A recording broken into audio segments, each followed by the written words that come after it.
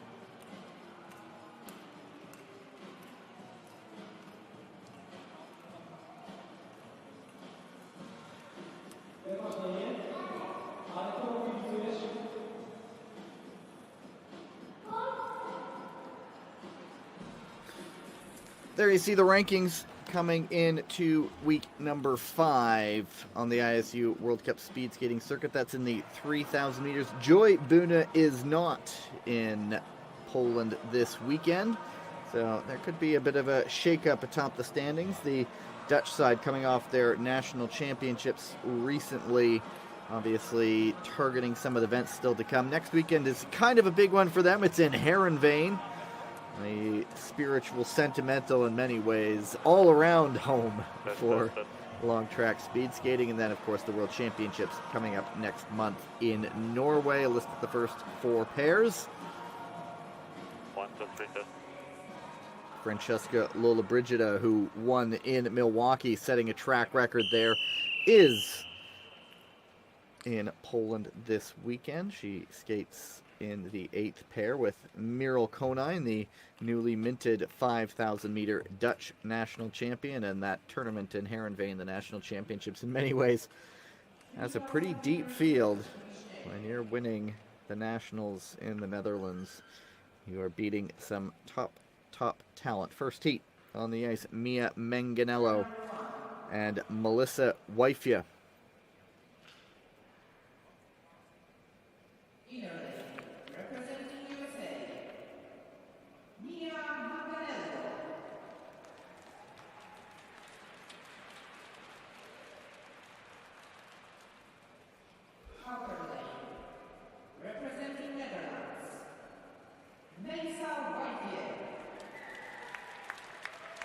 Go to the start.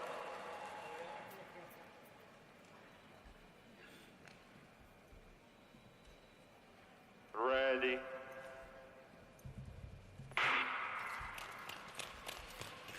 Wifia was 10th in this distance at those Dutch championships. That was held just about a week ago, a little over a week ago, at Heronvane. Marika Groenewald winning the 3,000 meters ahead of Muriel Konijn and Joy Bune. Bune not here this weekend. Of course, this is the year before the year, so just a few events left before the skaters roll into the off-season, and then it is the Olympic season. And in Wife's case, certainly a lot of motivation. She was an alternate on the Dutch side for the 2022 Winter Olympics in Beijing, missing a spot to skate by a matter of a couple hundredths of a second, I believe. But the native of Ter Aar, just south of Amsterdam, will be rolling into that season with all matter of venom in her training, I have no doubt. Mia Manganello, of course, a great mass start skater, an event that's getting a real shakeup with some new faces coming in and picking up victories. We're seeing breakaways win in mass start. It was Greta Myers picking up a win in North America in an absolutely thrilling race along with Manganello. So setting up a solid 1-2 punch for that program at the moment. 5 laps to go.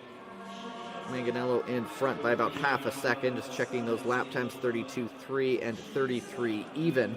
A lot of skaters these days, I wouldn't say they go out and then they crash hard, but there's a bit more of a drift towards getting out a little bit quicker, banking some time, and then just trying to hold on until the end.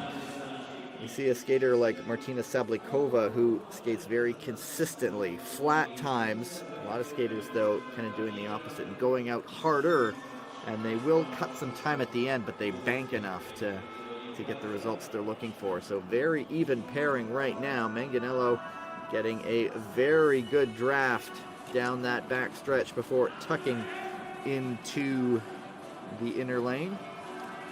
The 35-year-old from Crestview, Florida, on the panhandle of Florida, close to the border with Alabama. And Manganello clocking a 33.41, 33.78 lap time for Wifia, so slipping back almost a full second behind. And a big wobble there from Manganello. We shall see how much speed that costs her. Wifey gets a little bit of a carrot there to chase down a little bit with that inner lane.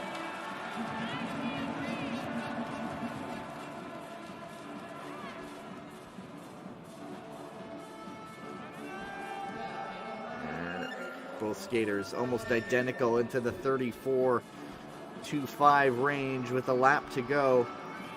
Wifia 12th yesterday in the 1,500 meters. She was second in the B division in the 3,000 in Milwaukee.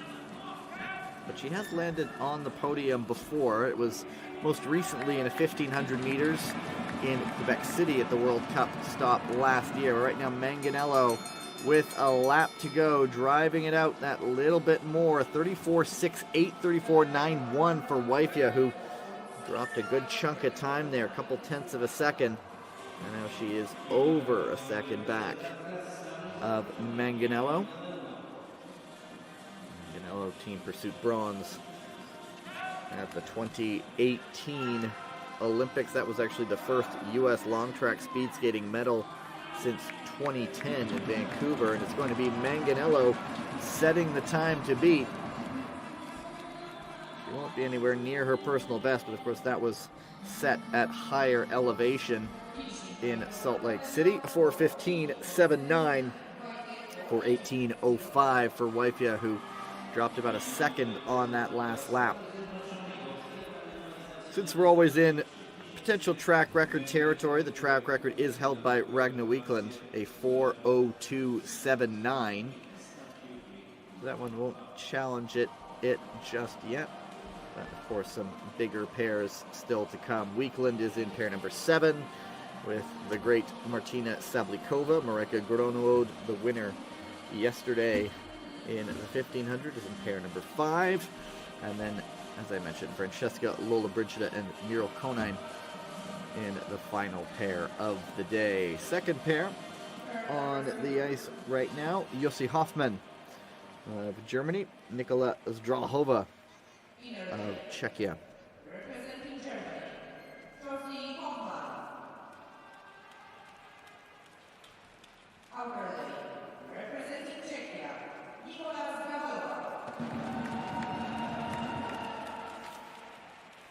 Go to the start.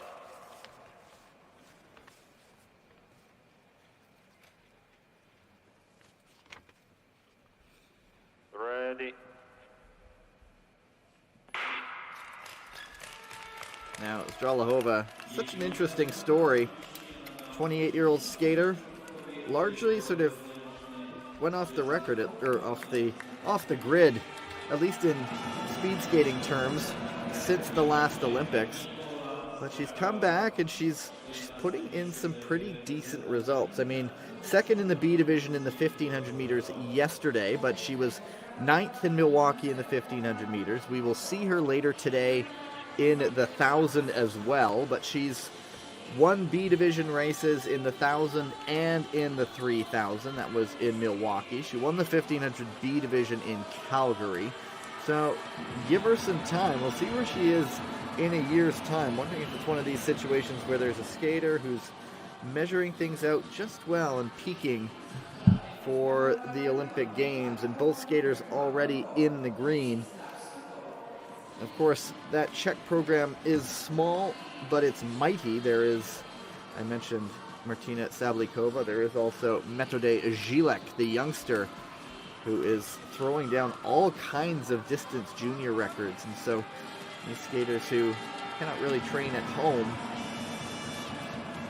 well, they come out and they throw down results. And so we'll see what kind of program Nikola Zdrahova is building. And she's well into the green right now. Both the skaters, her and Hoffman, in the low 32 second range.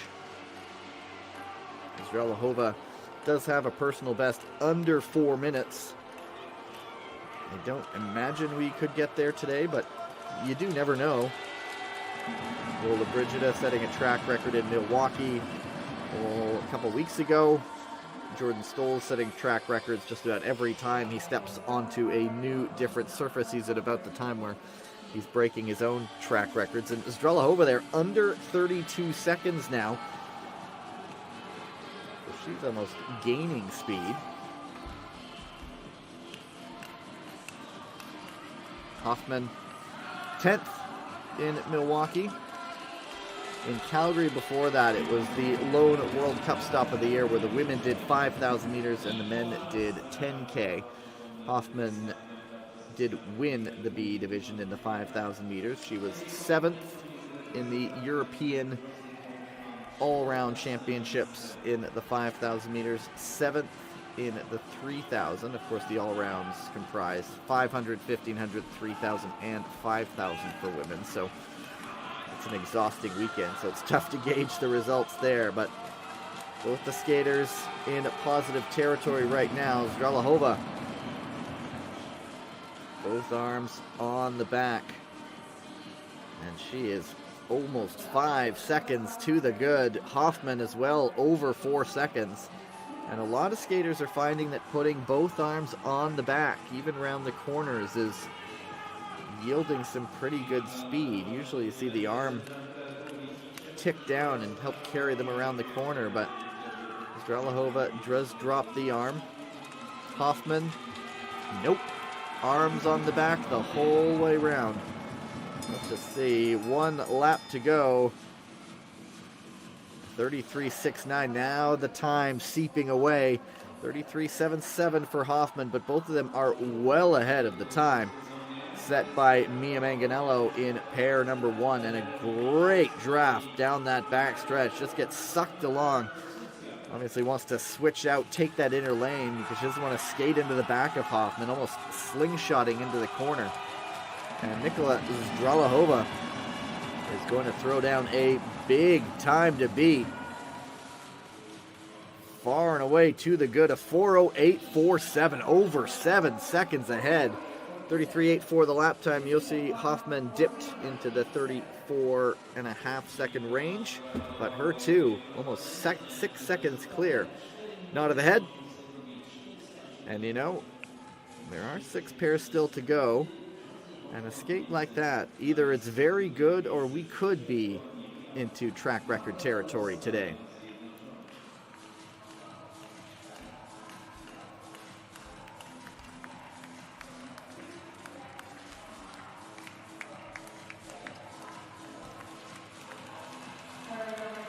Yang Bingyu of China, Sandrine Tass of Belgium in pair number 3.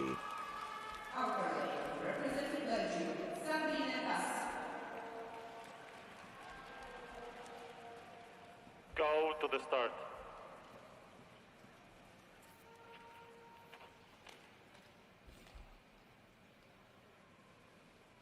Ready.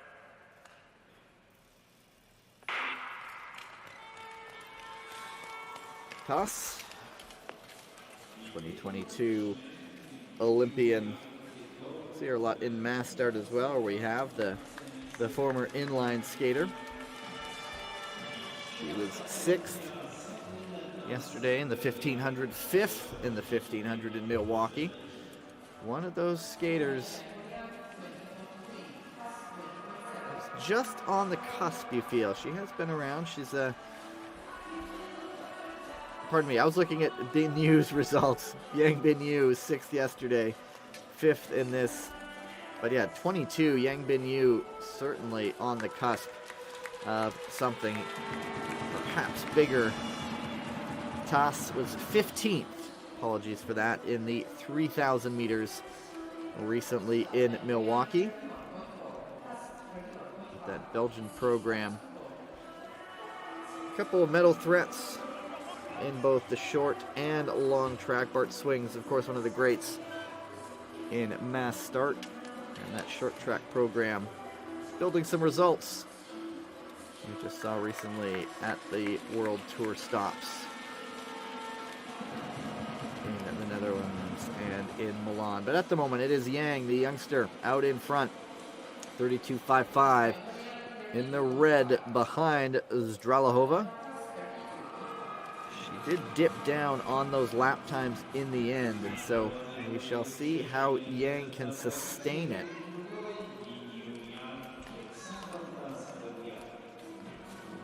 Zdralahova started in the 31, low 32 range, dipped into the 33s, and so if Yang can keep it consistent in those 32 range, she has a shot, but she's losing gobs of time right now, almost 2 seconds adrift, and so Zdralahova really did bank some time before losing that speed in the end. But Yang is going to enjoy a nice draft there, see how that can suck her along a little bit. Yang was 11th in the 3,000 meters in Milwaukee.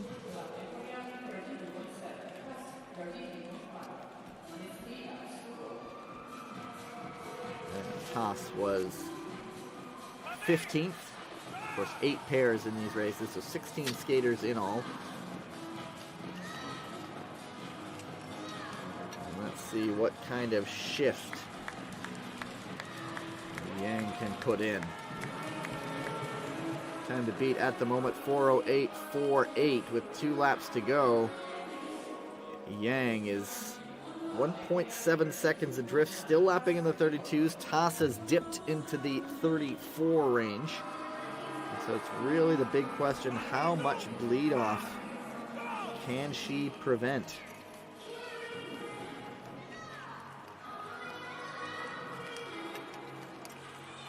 Mouth open, the pain evident now.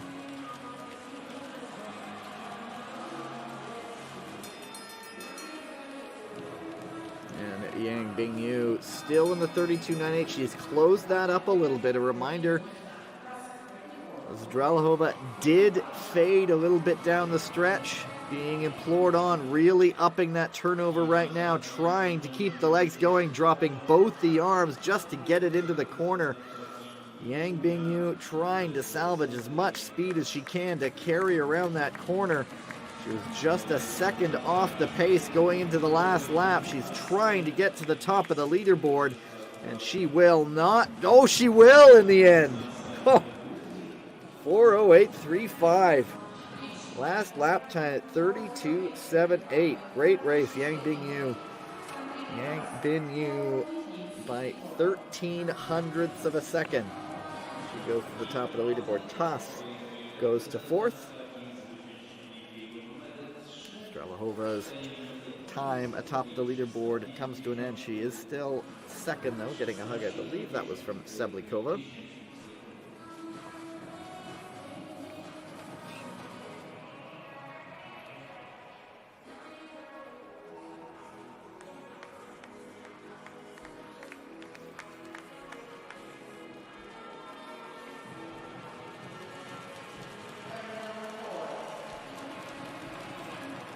Pair number 4, Sane Inethoff of the Netherlands and Momoka Horikawa of Japan.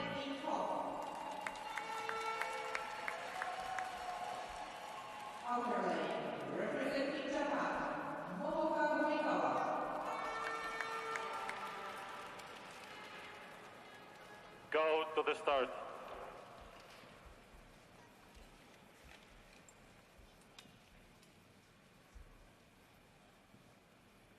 Ready. Horikawa, you see, just 21 years of age. She is a world junior champion in the 3,000 meters. She did also win the 4 continents earlier this year. The Japanese program. Very good men's sprinters, and then of course the great Miho Takagi in that sort of middle distance range.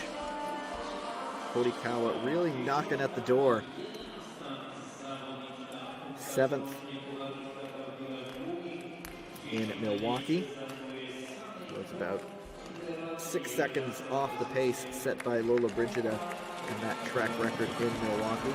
Inethoff, 12th in Milwaukee. She was 4th in the Dutch Championships, throwing down a new personal best in Herenveen. 4 minutes, just a couple tenths of a second over the 4-minute mark. Jordan Stolz yesterday saying there's a lot of grip in this ice. In the higher altitudes, you do get that glide with the thinner air, but it's that trade-off.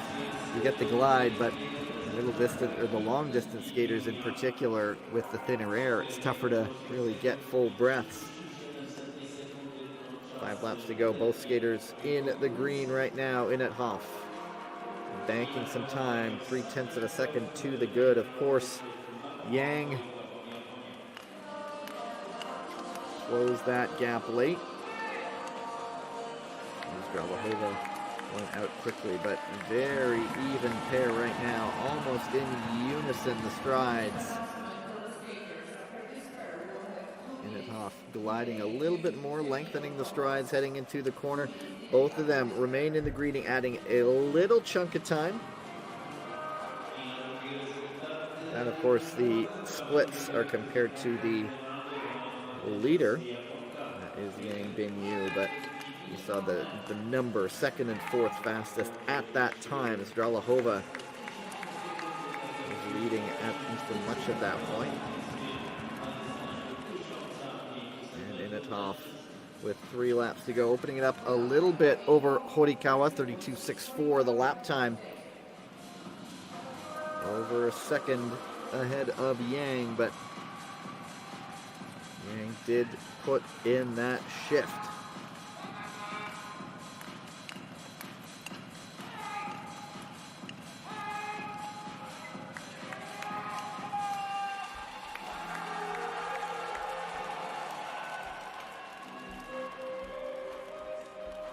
And with 2 to go, Horikawa has closed it back up again. Inethoff drifting into the 33s, and so we'll see if this is the last lap that she stays in the green. Yang putting in a very strong late push. Init Hoff does have a World Junior Championships silver medal a number of years ago.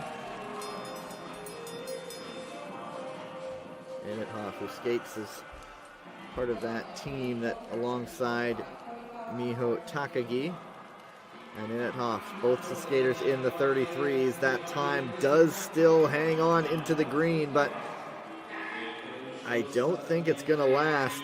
Yang, that late surge, come and pay off again as both of these skaters starting off quickly but cannot quite hang on. It is going to be Horikawa coming back to take the pair. Init Hoff getting both arms going, but the pain is evident in the legs there. Both of them drifting back quite pronounced.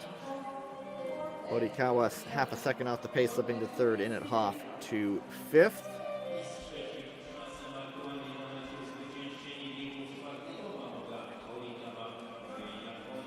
And so in Binyu, that late surge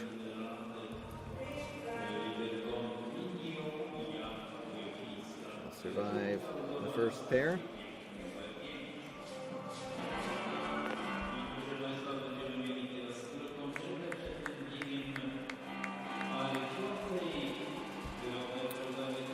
Dip into the final few pairs. Halfway through the women's 3,000 meters from Tomaszow Mazowiecki.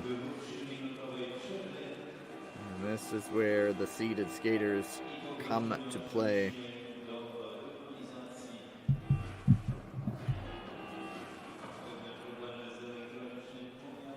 Dutch program resting a number of top skaters this weekend. You will not see the likes of Femke Kok, Jutta Leerdam, Antoinette Wright-Madiyong in the 1,000 meters later on. No Yenning Debo this weekend. There's the leaderboard for the moment. We'll see how much longer Yang Binyu's time holds up.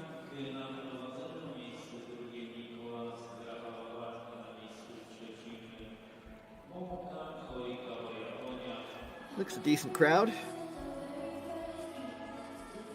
Tomaszow, not far from Warsaw.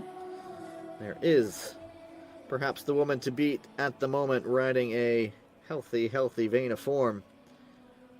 Francesca Lollobrigida, next pair. I believe that was the whistle to get them to the line. It is Marijke Groenewold, winner yesterday in the 1,500 meters, and Valerie Malte, the Canadian.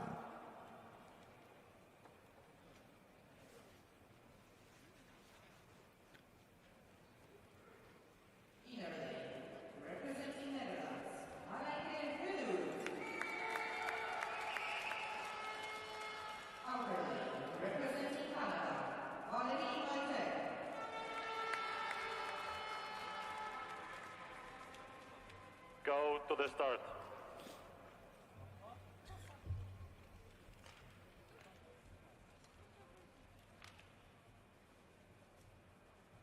Ready.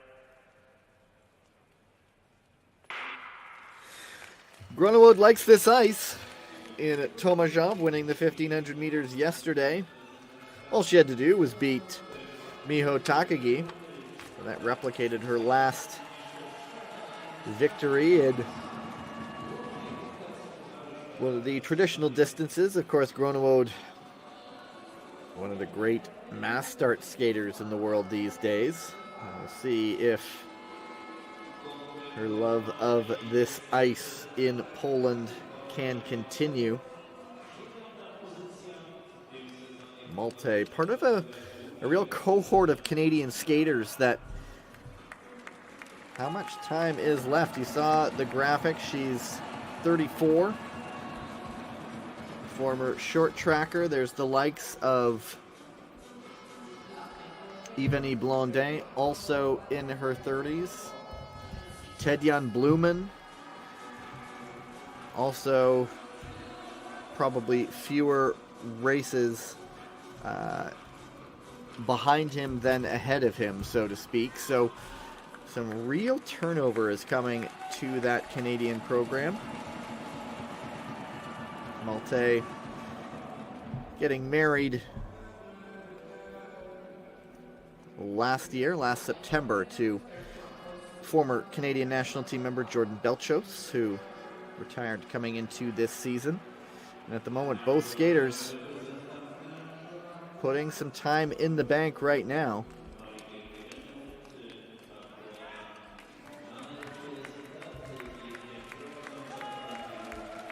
But we know Yang put in a surge. So we'll see if their time banked is enough or how much they can sustain. 4 laps to go. Both of the skaters in the high 31s. And so they have at least a second and a half in the bank. Groenewold has 2 and a good draft down that back stretch behind Malte. Groenewold 5th. Pardon me, not 5th. Yes, she was 5th in Milwaukee a couple weeks ago. Malte was 6th. Less than 7/10 of a second separated them there. And Groenewold with 3 to go, putting more time away over Malte, but both of them in the green at the moment.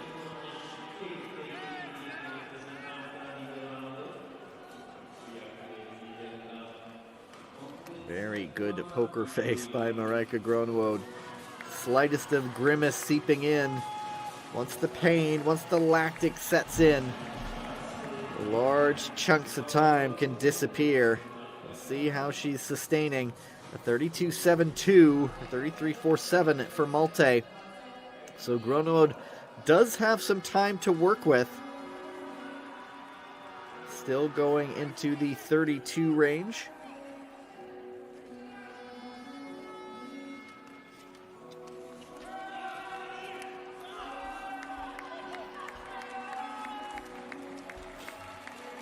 Now she'll get the bell.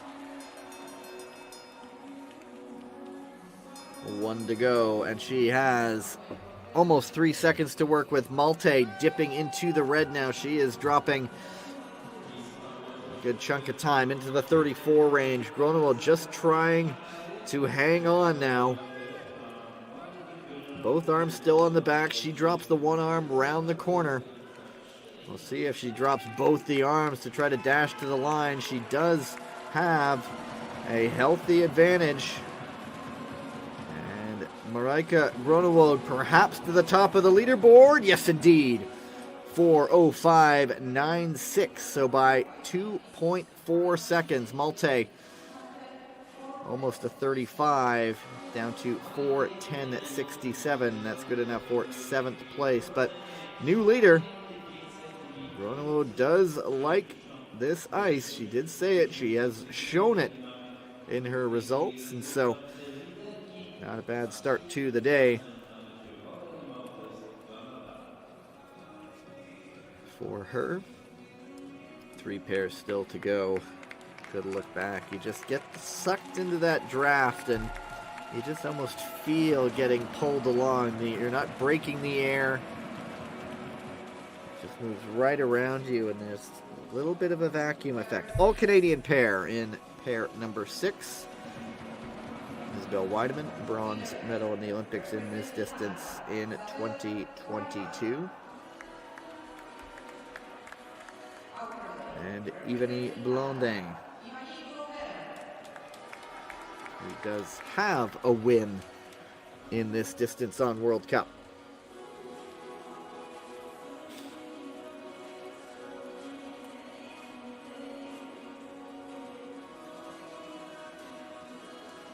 I think they're waiting for the music to be turned off in the facility.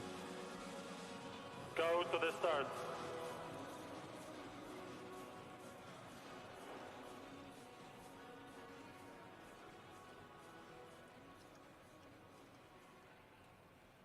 Ready.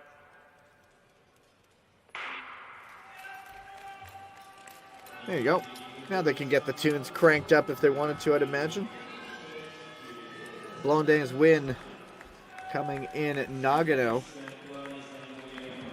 That actually matched. She hadn't gotten a win in the distance since another event in Nagano. So just as Groenewold liked the ice in Poland, Blondet seems to have something that she likes over in Japan.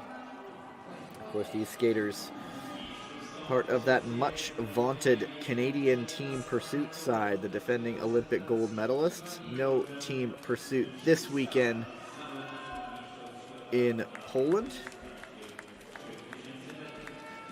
It is the team sprint that you will see tomorrow, in addition to mass start and 500 meters.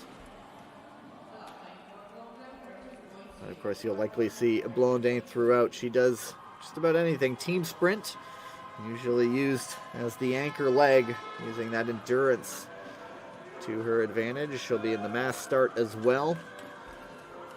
Both of the skaters are out of Ottawa, the Canadian capital. Behind for the moment, but Weideman in particular, one of those skaters who does like to skate consistent lap times. Weideman a 32.39, Blondet a 32.92. So you prevent some time slipping too extensively, and you could be in good shape if you keep it in those 32 ranges. But Weideman 9th in Milwaukee. Blondet 13th. Of course, we got to look at the short track venue for the Milan Olympics next year. And I don't think there will be an official test event at the Oval in Milan. That will take place in the temporary facility called the Milan Ice Park. All part of building a big convention center there. So it might be a bit of the unknown next season, and both of the skaters now 3 and 4 1/4 seconds adrift. Look at Weideman though, she's still lapping low 32s. Blondet just ticking into the 33-second range. Weideman is a very good skater at keeping consistent lap times. Of course, she 3 medals at the Olympics in Beijing. Silver in the 5K, bronze in the 3K, gold, part of that gold medal team pursuit side alongside Blondet and Malte. Another 32.61 for Weideman. The skaters did lose big chunks of time late. She goes over the top on the crossover.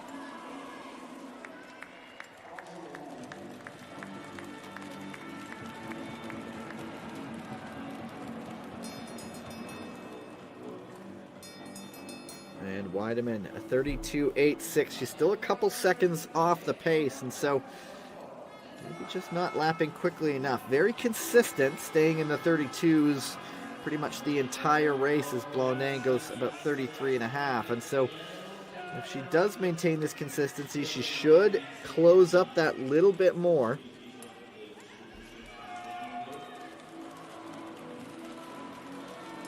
And Weideman, very, very smooth. See what kind of time she sets. She goes third, just 33 even. So 2.5 seconds off the pace is Isabel Weideman with 2 pairs to go. So on the podium for the moment.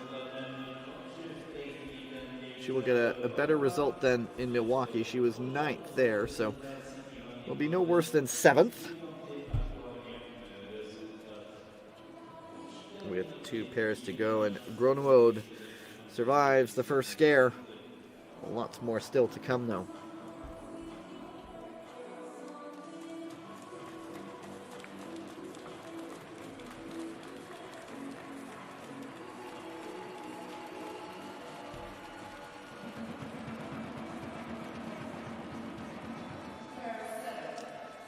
Pretty loaded pair here. Ragnar Weekland, Martina Sablikova.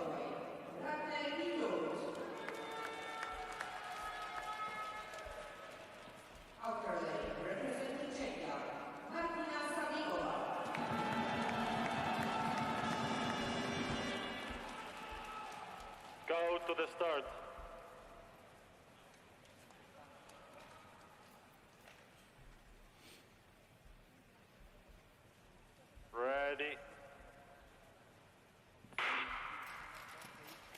So two of the top distance skaters in the world.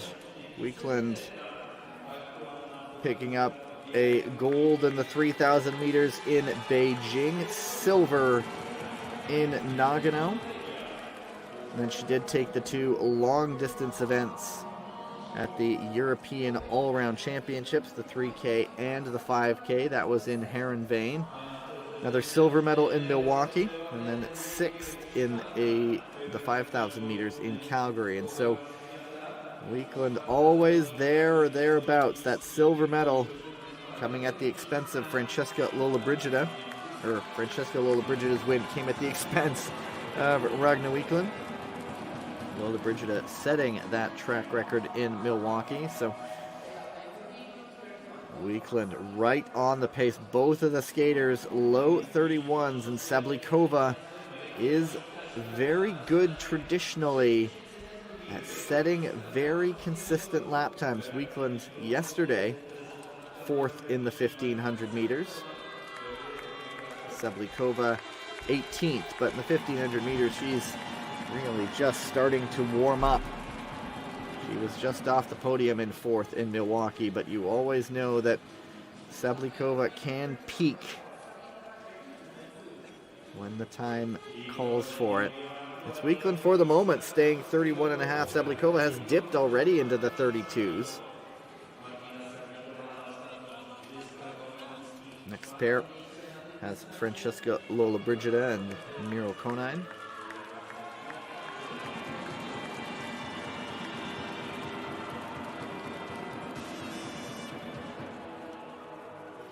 And Weekland just keeping in contact right now. Still in the 31s, a blink of an eye off the fastest pace, 17 hundredths of a second. It's looking like she is very much the one in form today. The 24-year-old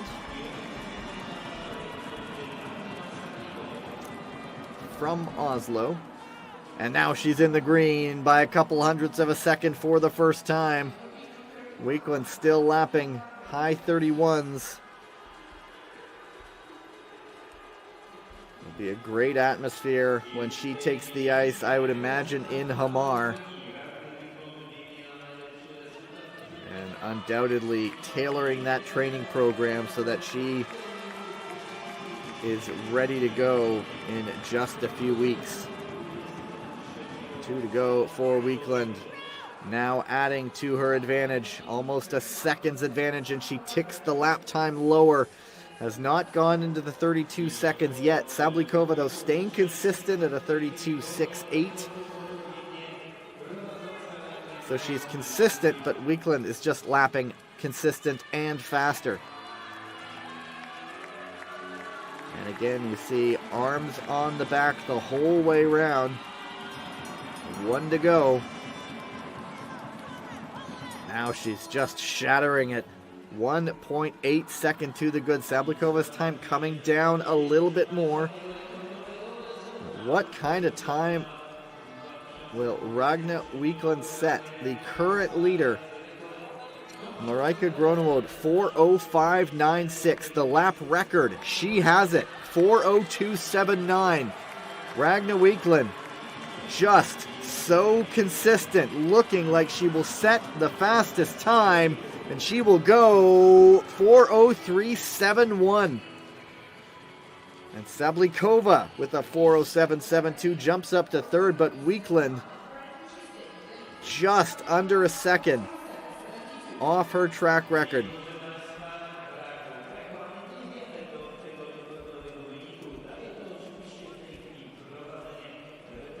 She was in the 31s the entire time until the very end. The second last lap, 32.14. The last lap, 32.84. So just a little bit of drift at the end, but a great skate for Ragnar Weekland, and she leads for the moment.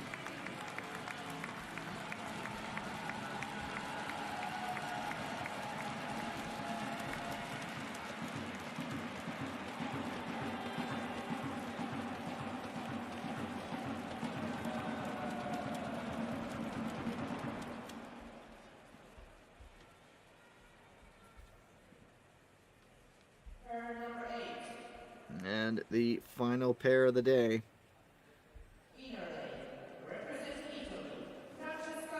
Francesca Lollobrigida. She was the bane of Ragnar Weekland's existence a couple of weeks ago. Can she do it again? And Merel Konijn, 23-year-old, originally from Amsterdam. Ready. Konijn, silver to Groenewald in the 3,000 meters at the Dutch single distances about a week ago. New personal best time, 3:56.49. Konijn did also win the 5,000 meters. So certainly one the Dutch program have high hopes for at the European All-Round Championships in the 5,000 meters. That's the last event of the competition. She was about 1.6 seconds off the pace that Ragnar Weekland set in winning that distance. But Konijn, I remember just on that ice in Heerenveen in the Dutch orange kit, a megawatt smile when they announced her name. I'm sure all sorts of family and friends were there. I'm sure they'll be out next weekend as well. Of course, for the Dutch championships, they all wear their professional team kits. But Lollobrigida coming back and is just throwing down some times at the moment. The likes of Davide Giotto on the men's side really creating a 1-2 punch for the Italians heading into a home Olympic Games, and Lollobrigida in the green at the moment. There's still a long ways to go, but if she keeps going consistently, she's going to pick up another track record.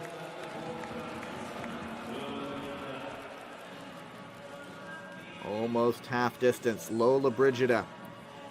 32.42. Remember, Weekland was still in the 31s, and so that does present a shift. Konijn at 32.87.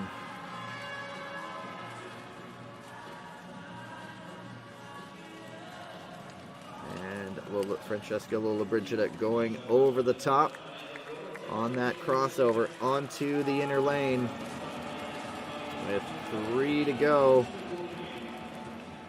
How are the legs? The lap check-in, and she's lost a big chunk of time there. Konijn lapping faster.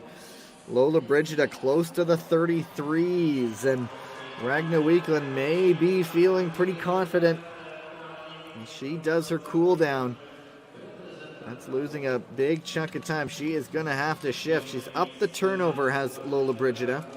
Just trying to salvage whatever speed there is around the corner, but Merel Konijn is now closing in. The arm coming off the back. It's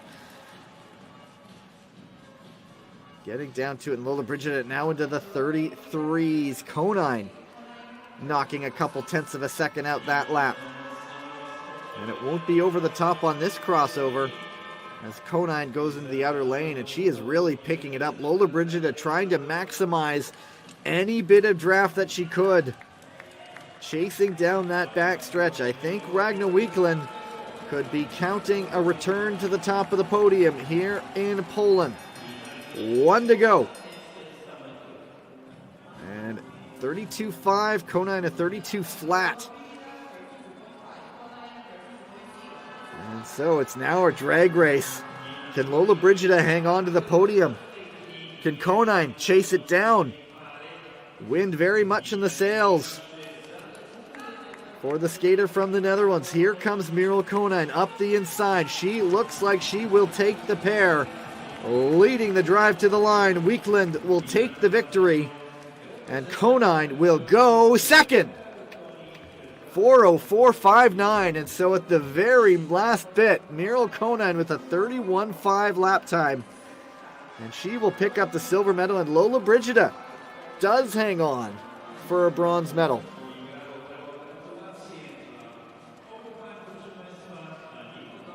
There is the winner on the day. She's getting some medical treatment. I hope she's okay.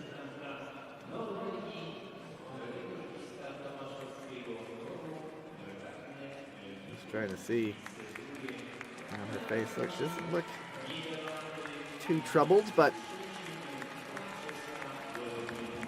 we'll see her getting a medal, and it's a victory for Norway's Ragna Weekland. Silver to Miro Konijn of the Netherlands, and there is a bit of pain. Is it in her back? Obviously, hope she's okay. And the bronze medal going to Francesca Lollobrigida of Italy, backing up gold in Milwaukee with a bronze in Tomaszow Mazowiecki. Well, now the concern starts to settle in. Weekland on the wheelchair there. Hopefully that's just out of an abundance of caution. So hopefully we'll see her out for the gold medal presentation.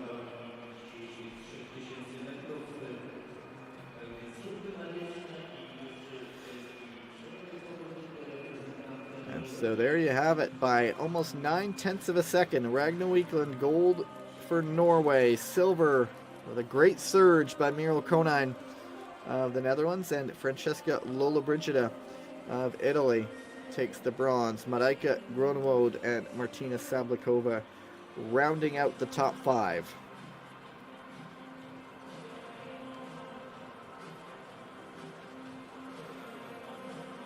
So the ice resurfacers are out.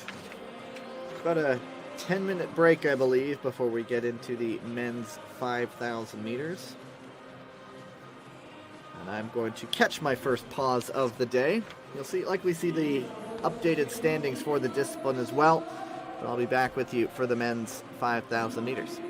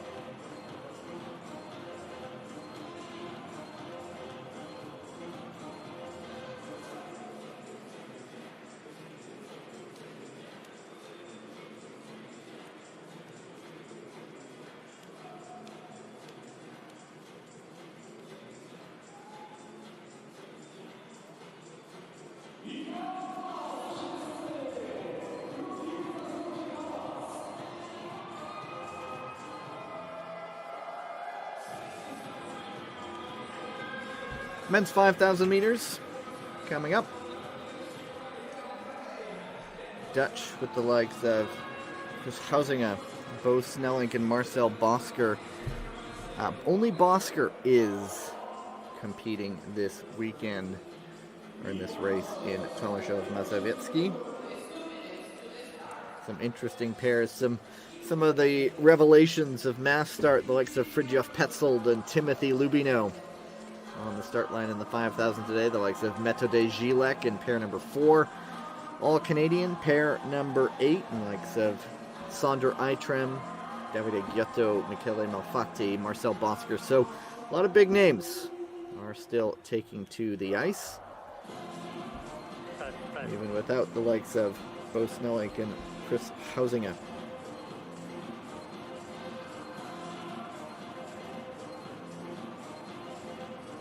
So the fans getting a run by from Ted Jan Blumen, and they're just about ready to go. Sander Eitrem does have the track record in the 5,000 meters here in Tomaszow Mazowiecki. That's a 6:15.06, and so we will see if that gets challenged today. First pair on the ice, Marwin Telsma of the Netherlands and Fridtjof Petzold of Germany.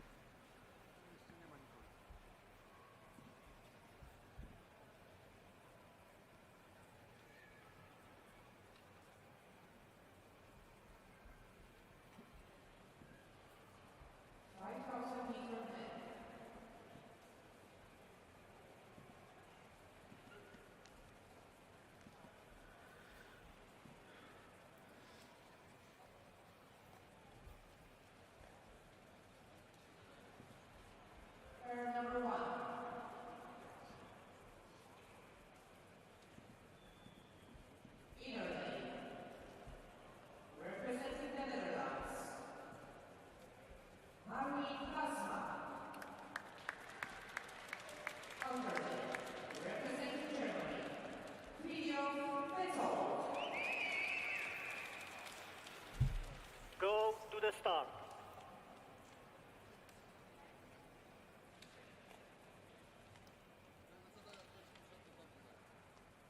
Right.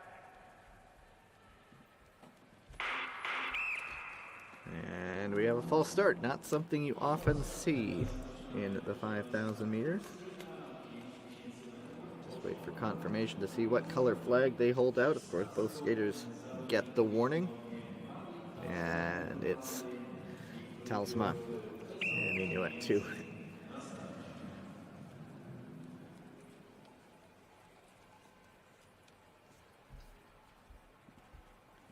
Full start, inner lane. Go to the start.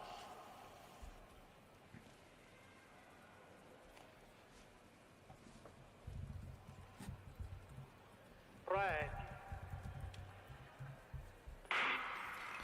This time, they do get away cleanly. So Telsma, who's often racing in the B division on the World Cup stops. So he makes the trips, but he's often in the B division. But with Kozinga and Snellink out for rest for this one, that does give a chance for Telsma to get a look at the A division. He was 9th in the Dutch Championships in the 5,000 meters last weekend. And that was with the likes of Huizinga, Snellink, Jorrit Bergsma, Marcel Bosker all racing. And talking about Fridtjof Petzold, that riveting mass start race in Calgary, where he, Timothy Lubino, and Indra Medar of Belgium broke away.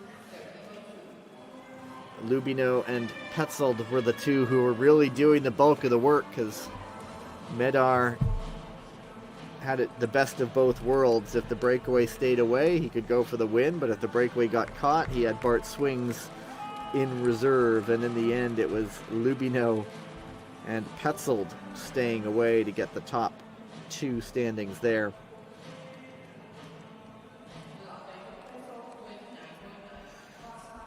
So Telsma just turned 27 in December, in front for the moment, but Petzold will get that inner lane. But Telsma is from Snake, which is not far actually from Heerenveen, the great Dutch oval. It's only about 25 kilometers away. He now lives in Gro, which is even closer, about 19 kilometers away from the oval in Heerenveen, the great temple of this sport.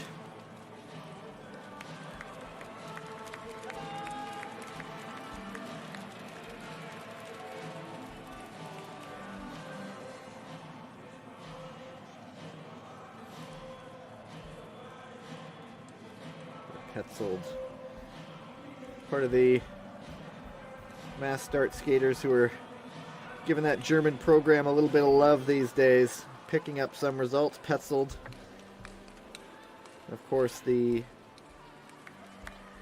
medal in Calgary. Michel Udig also picking up a bronze medal in the mass start, and that's in the women's race in Calgary, the one that Greta Myers won. And so Germany which has several ovals in its country, a great storied program, starting to show some signs of life, getting the mass start medals, and might that lead to bigger and better things.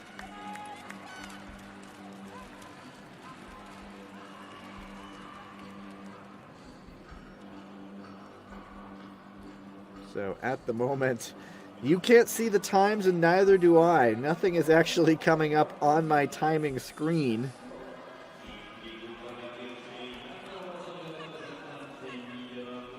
And so we are kind of skating in the blind here a little bit, all of us. We'll keep you apprised once I start to get some information. I will keep you apprised, and hopefully someone is keeping time and these skaters are all for naught. There you go. We've got some times now. Talsma lapping in the low 30 seconds range. Petzold up in the low 31s. Talsma, he is feeling it. He's rising up a little bit when the big mantra of speed skaters is to stay as low and as compact as possible. Talsma, good consistency from him. Petzold, he's consistent too, but he's in the 31s. He's 1.8 seconds adrift, so in a 5,000 meter race, that's not huge in the grand scheme of things.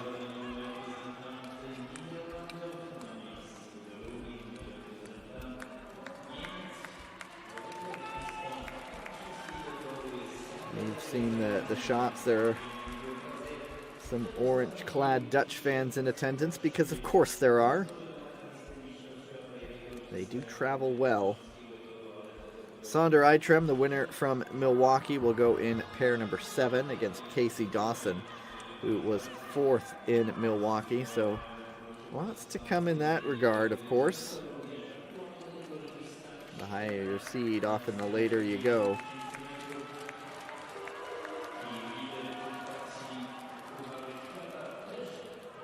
This is where the lactic is really burning. Talsma staying nice and consistent in the upper 30-second range. Petzold, same thing, but about a second slower a lap.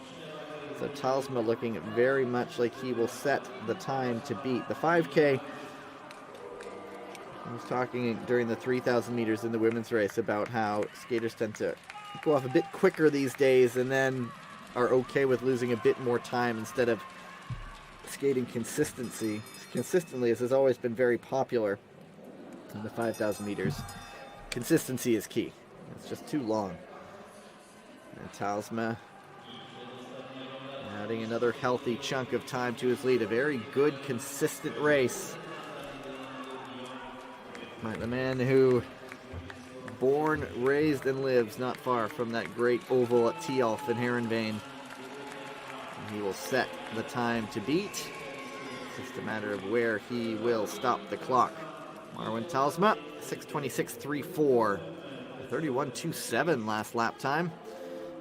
Petzold with the 31.92. So Talsman in the 30-second range until the very end. Let's see how long this holds up.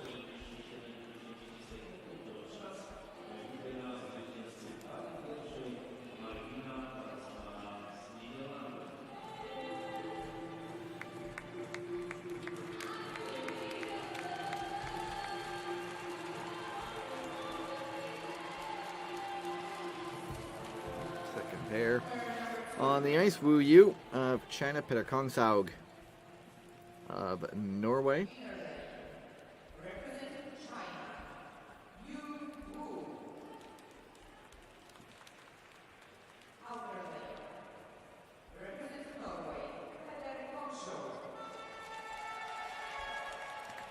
Go to the start.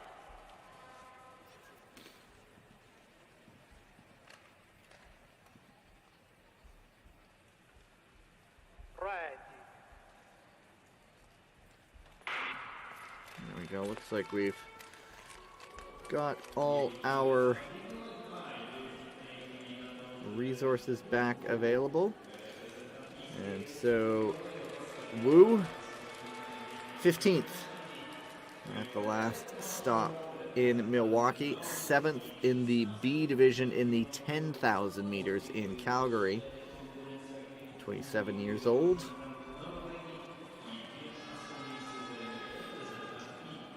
And Tomaszow, one of the real animators from the European all-around championships in Heerenveen. He and Sander Eitrem really pouring away from the rest of the field, but a silver medal for Tomaszow yesterday in the most dramatic of fashion.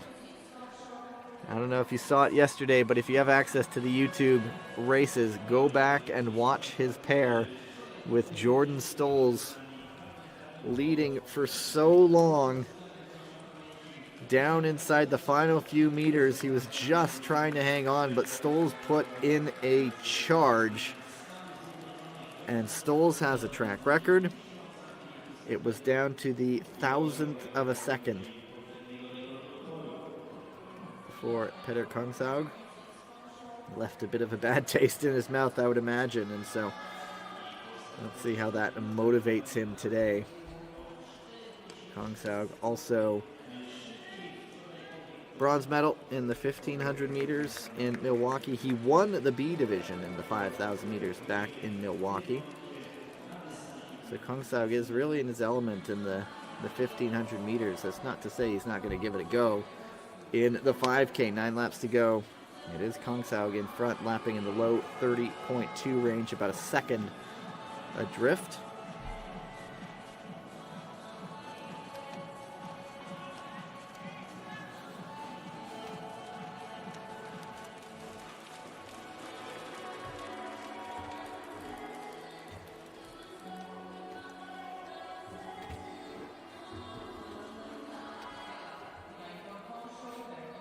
Closing that a little bit more. Both of them are lapping in the 30-second range, about a half-second difference between the two, and so Tomaszow closing it down bit by bit.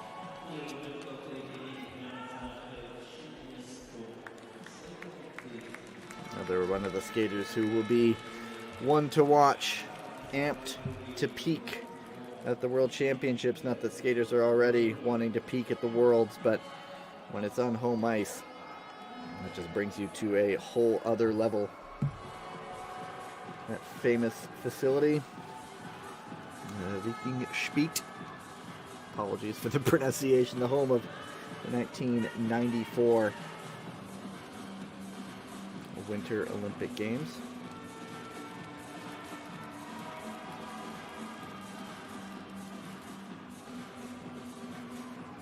Tomaszow still in the 30.42 range. Wu, very, very close. With those tenths of a second in these longer races, they start to pile up.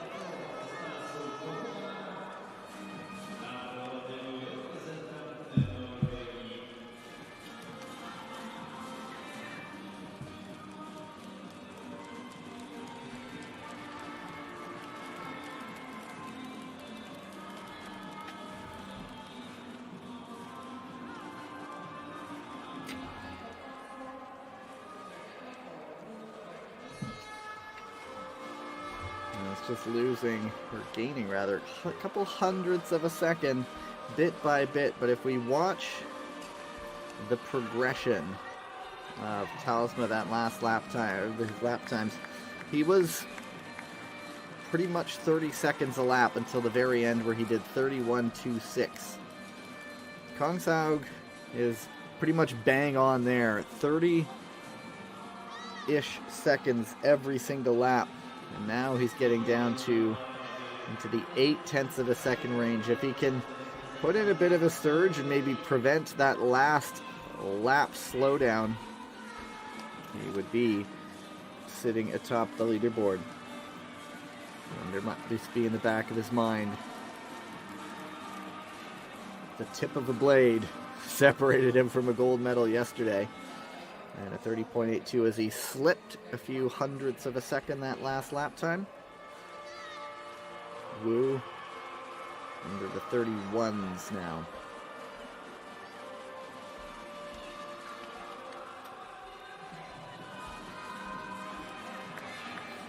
Tomaszow, just 23 years of age, so lots of races still to come. He's a former World Junior 1,000-meter champion.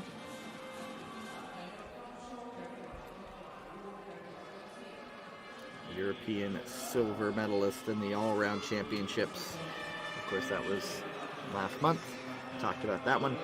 But now he's ticking into the 31-second range. It seems now the time is slipping away from him. He really is.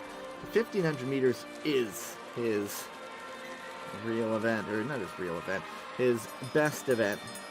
But kudos to him for really working this, and that undoubtedly gives him endurance for that 1,500. And so 31.35, they are almost identical lap times, Wu and Tomaszow. Right now it looks like Tomaszow will survive the first challenge.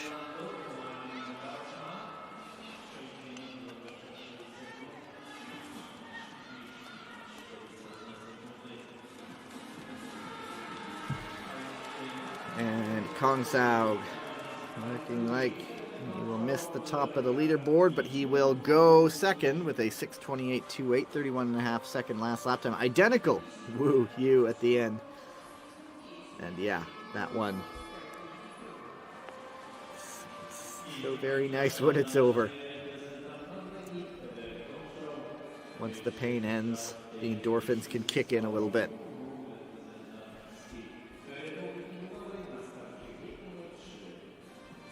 And so Marwin Tomaszow survives the first challenge to his time atop the leaderboard.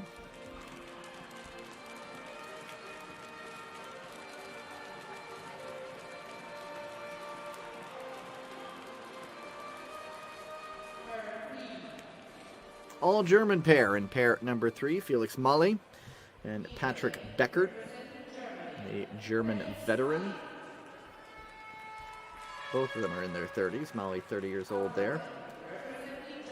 Beckert, 34. Go to the start.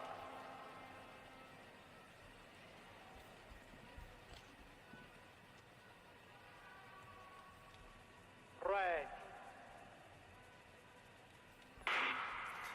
Beckert, no stranger to the circuit. He's medaled quite often in World Cups, World Championships, in the 5,000 meters and the 10,000 meters. It's been a few years since he has landed on the podium before. It's been a while since he's landed on the podium, the man from Erfurt. Of course, from a skating family is Patrick Beckert. Older sister Stephanie won a gold medal in the team pursuit in Vancouver, 2 silver medals in the 3,000 and the 5,000 meters back in 2010. Stephanie Beckert also competed in Sochi. That team pursuit in Vancouver, that was back when it was sort of a knockout format, head-to-head, 2 teams, and you would advance sort of in a tournament format. And I believe that's the race where Annie Friesinger, I think it was in the semifinals, stumbled and fell in the race up to the finish line and just tried to almost swam over the finish line, or did the stroke on the ice crossing the finish line, and thought she'd lost it for her team. But when she looked up, she saw that they had just preserved a victory, and Annie Friesinger didn't race in the final. But Stephanie Beckert, a member of that German gold medal side, her brother right now, Felix Molly, lapping in the upper 30-second range.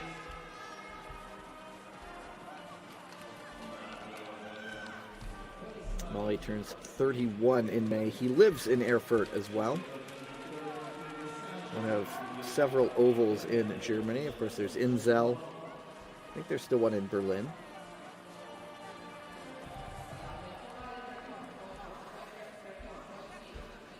Werdau is in the eastern part of Germany, closer to the border with Czechia.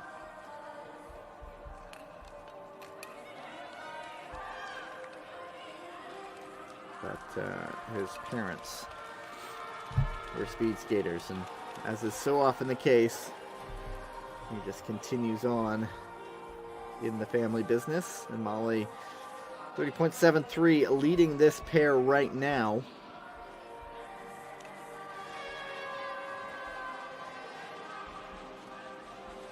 Beckert was 14th in Milwaukee at the end of January. Molly was 10th. Another one of these programs talking about the Canadian skaters in their 30s. This German side. A couple 30-plus-year-olds on the ice right now. And then you had Fridtjof Petzold, who I believe he was 26. So he still has a good run in him, perhaps. It is still Marwin Talsma's time to beat. Molly, you may also see him in the mass start. He has done every single World Cup stop in the mass start this season. Best result was in Nagano in the first stop of the season. Molly now dipping into the 31s. He's about 2.5 seconds adrift. Beckert trying to pick up the leg speed. That's when the speed is starting to sap. You're trying to keep that momentum.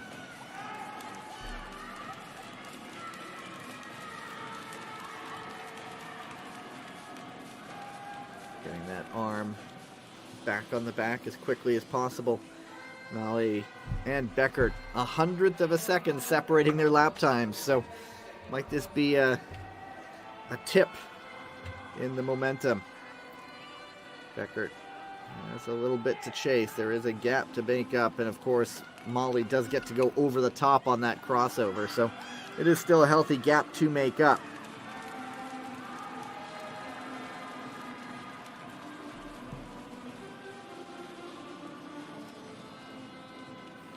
.31.5. Yeah, Beckert getting a little bit closer. He's not making a huge dent into that lead right now, but there is always that potential that the time just really starts to slip away.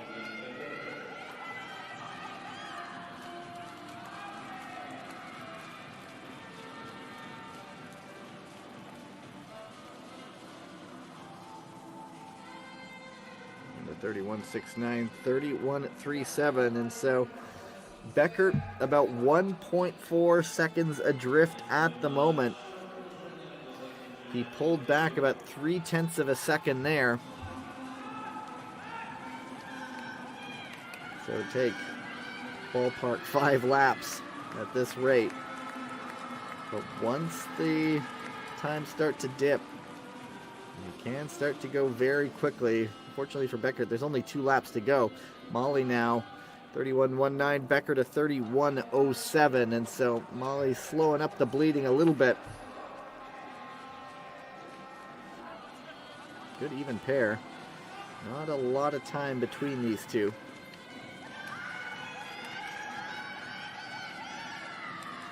It's looking certainly labored, the head bobbing up and down from Molly. He is feeling it. 1 lap to go.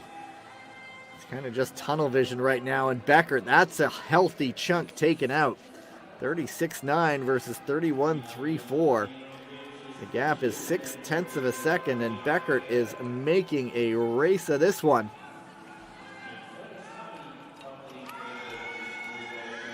And he might actually take the pair. It's Beckert on the inside. He has a little bit right now. They both drop the arms. And it is Molly who hangs on. 0.06 of a second ahead of Beckert. Beckert closed up another more than half a second. Coming up just short.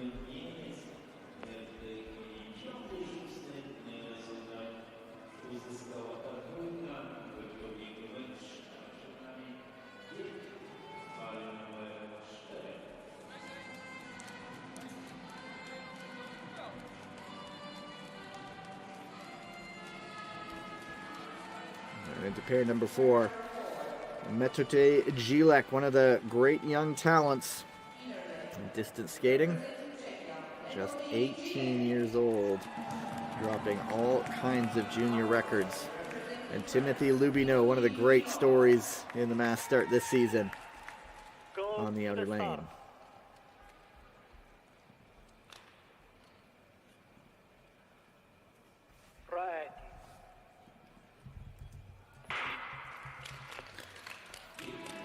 For these skaters, really in places where there's not much in the way of speed skating infrastructure. Lubino, who is from Arcachon, which is in southwestern France. It's not far from the Gironde of Bordeaux, but he does a lot of his training in Germany. And Gilek, just as the next big thing coming into this season. There was so much talk about that young man. And just when you wonder if Martina Sablikova's career may be heading towards its conclusion, you never want to guess, but what would be the next step for this Czech program? And Metote Gilek says, "It's me." And in the early going, both of these skaters under 30 seconds. Gilek, the World Junior Championships in Calalbo, gold in the 5,000 meters. Third, bronze in the 1,500. He did all of it. I mean, he's one of those skaters, you'll see him potentially in mass start tomorrow as well. He's done that this season, but just running through his World Junior results in Calalbo last weekend. Gold in the 5,000, 5th in the 1,000, 3rd in the 1,500 meters, 26th in the 500. And so, you know, I'm going to hazard a guess that he's not a sprinter, but he also picked up a first senior level silver medal in Calgary when they did their 10,000 meters there. That was the day, of course, that Davide Giotto broke the world record. Gilek was 12 seconds off the pace. So adjust your expectations accordingly. Timothy Lubino also saying, hey, don't forget about me, I'm in this race too. He was 7th in the 5,000 meters.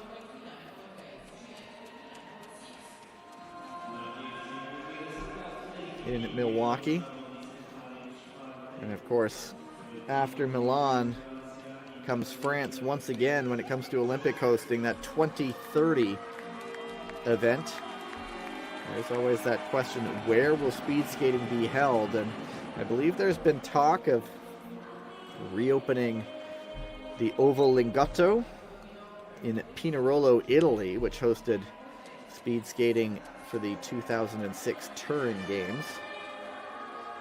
But yeah, France, despite having a couple of Winter Olympics, there's no real indoor facility in the country. Albertville, 92, the last time they hosted, that was an outdoor oval.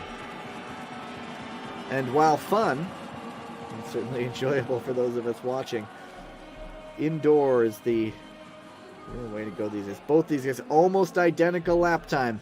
29.93, 29.97. And so Lubino with the advantage for the moment, but Gilek, whose World Cup medal coming in the 10K, you would have to wonder if he is just designed for epic long marathon racing.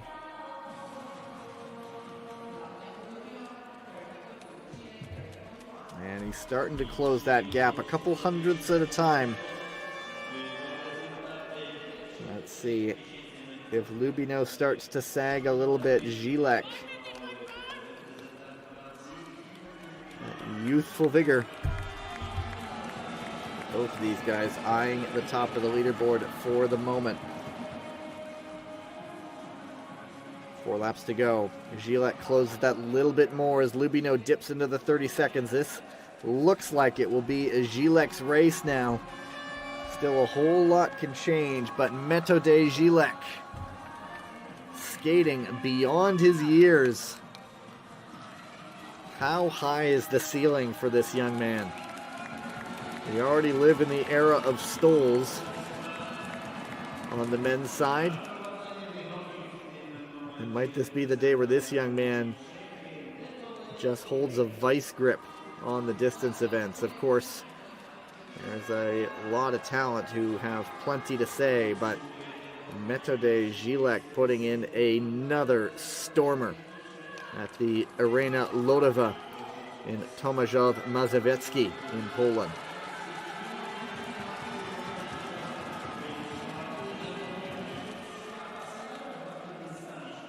Just a consistency, but he dips into the 30s now. Still picking up half a second on Lubino. They're still 1-2 by a wide margin at the moment. So unless they really hit the wall and start bleeding huge chunks of time, they will be 1 and 2 when they get to the finish line. Of course, got to keep the skates on the ice. 1 to go. Fatigue setting in. Lubino now battles back by about half a second. And this is a battle. Timothy Lubino not done just yet. Gilek does get a draft. He'll get the inner lane. And is he just playing possum, perhaps, with Timothy Lubino? It will be Metode Gilek getting the win. And he will go 6:18.88 by 7.5 seconds.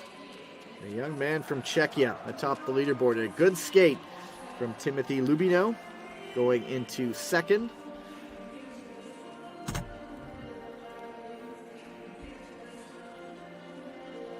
And Marwin Telsma slips into third. That race, Gilek about 3.82 seconds off the track record, and you know, it's not a huge amount of time. I'm not going to say it's going to fall today, but in the realm of possibility. But it seems Czech fans have a new hero to cheer for. Pair number 5, Marcel Bosker. There's Michele Malfatti, Italian.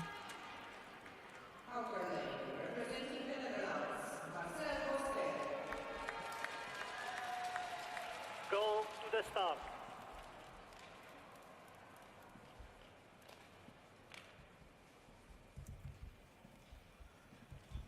Right.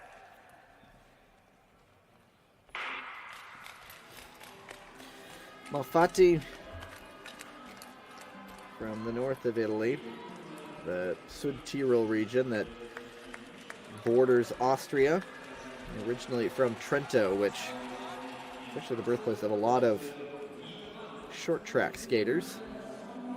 But Malfatti was 8th in the 5,000 meters in Milwaukee. Bosker was 6th at those recently completed Dutch championships at Heerenveen a week ago. Bosker 4th behind Jorrit Bergsma, Bo Snellink, and Chris Huizinga.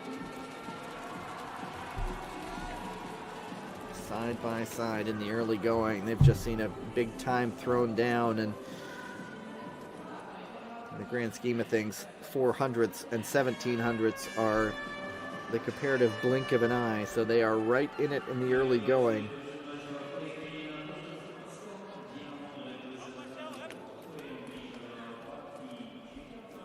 This isn't the sort of ice where a lot of personal bests will get made.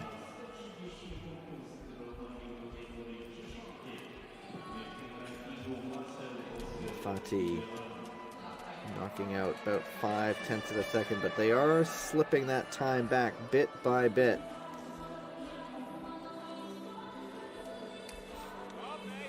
Malfatti, a number of top 10 performances in the 5,000 meters. He's only been top 10, 7th in Japan, 10th in China, 8th in Milwaukee. He was 9th in the 10,000 meters in Calgary.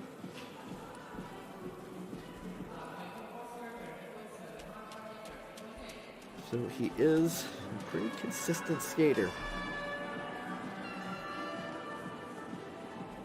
Bosker, meanwhile, his best result of the season is a couple of 6th places in Milwaukee and in China, 3rd in the B division in Nagano.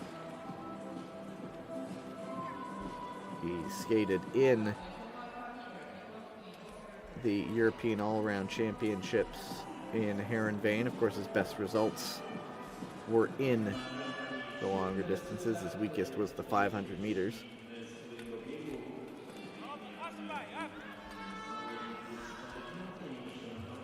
Fati going for the 2 different colored blades, or skates rather.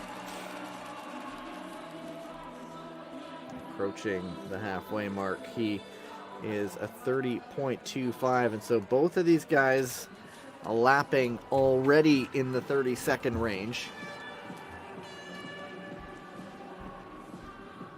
If you'll remember, Gilek and Lubino were dropping down low 30s, 29s.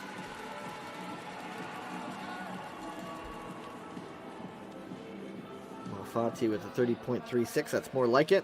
Bosker, though, closer to the 31 range, and so we'll see what's left in the tank, but it's, if you measure your race appropriately, it's easier to bank time and hang on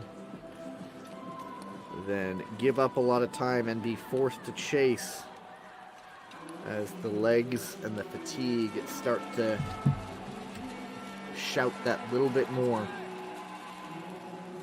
2/3 of the way through. Malfatti rocking a consistent 30.5. Bosker getting it down a little bit. Next pair, certainly one to watch. If there is a big challenger, it might get no bigger than Davide Giotto. Of course, he's another one where the 10,000 meters is more to his liking, but I'm sure he'll give it a go. Giotto and Bart Swings.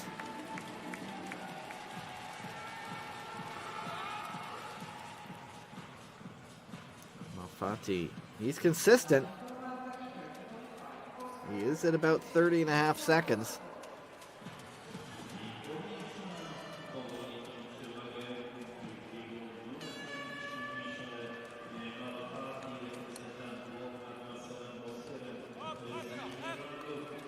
The mouth agape, just trying to suck in whatever air he can. Get oxygen into the lungs. He is certainly feeling it right now. A 30.61, 30.91 for Bosker. And so you have to wonder, is the pain becoming too great? His face is speaking volumes right now. But do the legs have a different story? He's been going in the 30.5 second lap range. 2 to go for Michele Malfatti, a 30.68, so he's not lost a lot of time.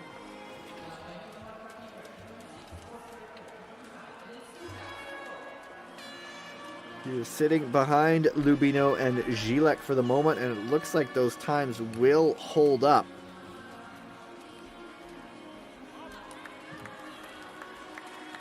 We can't hear it, but he is screaming right now. One more to go for Michele Malfatti, 30.4, so he ticks it down a little bit. Bosker does the same. They are both pretty well adrift right now. And at pair number 5.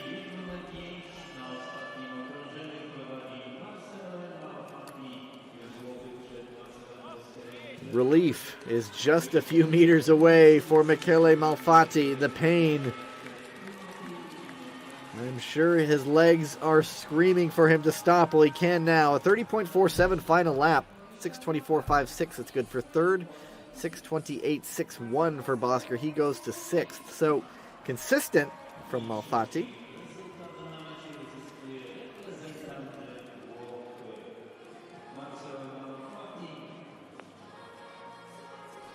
But Gilek remains atop the leaderboard. And now we are getting into the decisive final pairs.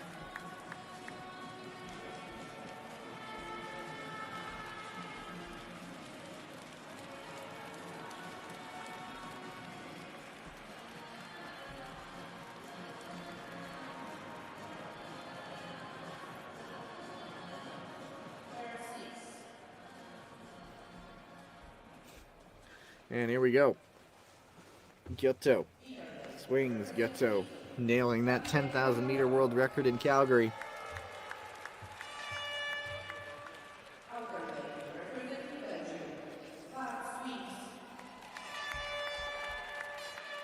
Go to the start.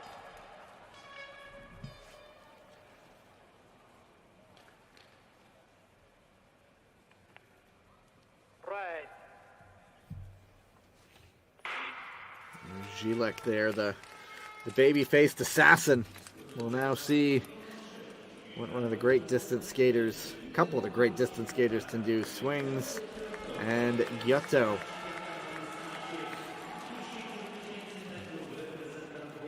Looking down the road, less than a year to the Olympics, journalists always like to cheer for the stories, not the countries, and what a story that would be if the likes of Giotto and Francesca Lollobrigida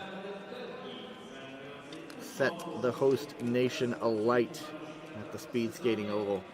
Of course, in 2006, it was Enrico Fabrice who made it memorable for the home crowd at the Turin Games, and now 29-2-9, 29-2-6. Both of them in the green for the moment. Let's see what they can do. Is that the time they're aiming for? Lap after lap. Swings. One of the great inline skaters of all time. One of the great mass start skaters of all time. The man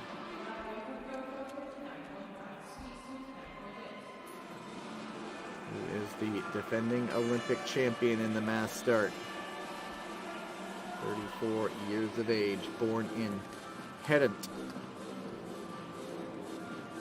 which is in the Flemish Brabant region of Belgium. You're getting close to the northern border, and that's with the Netherlands there in that region. And so both of the skaters dipping down towards the 30-second range with 9 to go. So Giotto still in the green for the moment. But what kind of time is he aiming for? That is a very good draft down the backstretch. Just finding that tempo, finding that rhythm. And both skaters employing that technique of keeping the arms on the back, even around the corners. Giotto, a 29.58 now. So he's getting it back down as swings, dips into the 30-second range.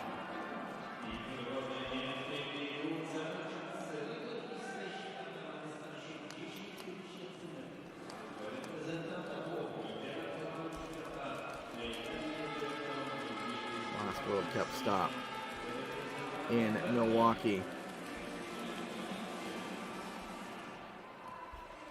It was Giotto finishing in second behind Sander Eitrem.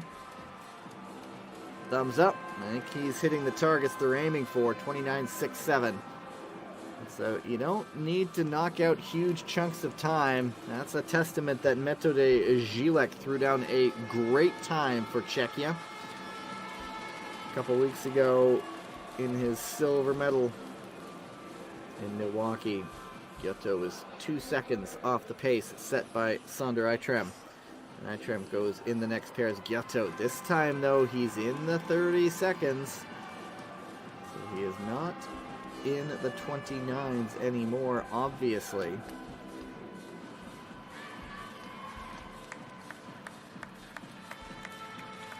And so Gilek hit 30 seconds on lap number 8. Giotto hit 30 seconds on lap number 7. But they're almost identical lap times the first time they hit 30 seconds. Giotto, there you see it again, dipping back under 29. Does he just have enough time banked to keep up this tempo? After breaking 30 seconds for the first time, Gilek did go back under 29, or back under 30 seconds for 2 more laps, but now Giotto dips into the 30s again, 30 and a quarter. Swings even closing up on the lap time now. Is it all hands to the pump for Giotto? Is it emergency stations time? Each lap tells a story. 3 to go. And a 30.11. He is 35 hundredths of a second off the pace. Does he start to stand up a little bit, or is he just getting right back down again?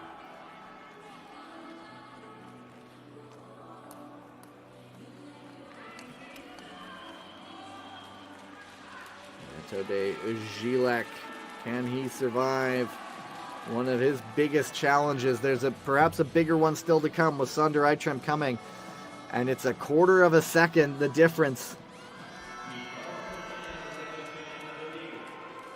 Zilek's last 3 laps were 33.6, 35.2, and 34.4. Giotto has 2 to go. He is lapping a little bit closer, 30.24 the last lap. Can Giotto close it that little bit more? He's at a 31.3, and he has found that second wind. Now he gets the arm going. Giotto, 16 hundredths of a second in the lead, as Swings also is in the high 30s. But Giotto, has he found that push? He has been given a scare. Zilek has made it close. Giotto to try to get to the top of the leaderboard. Yes, he does, by half a second and a fist pump. A 6:18.29. Davide Giotto goes to first. And Swings to fourth. But a very good race by Davide Giotto. Zilek has made him work for it.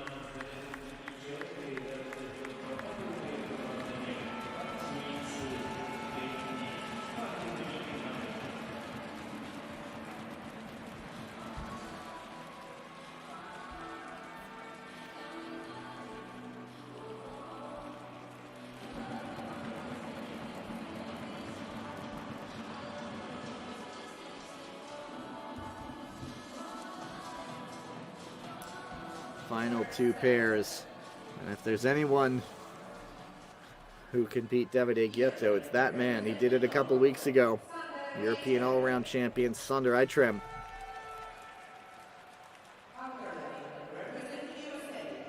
Casey Dawson cannot be overlooked either.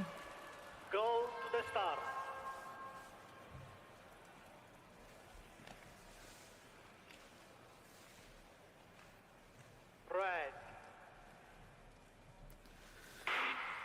Dawson just off the podium in Milwaukee, a couple tenths of a second back of Bo Snelling, who won bronze. But Sander Eitrem, just look at some of these guys. You know, Zilek, of course, will get the headlines as being 18, but Eitrem's 23.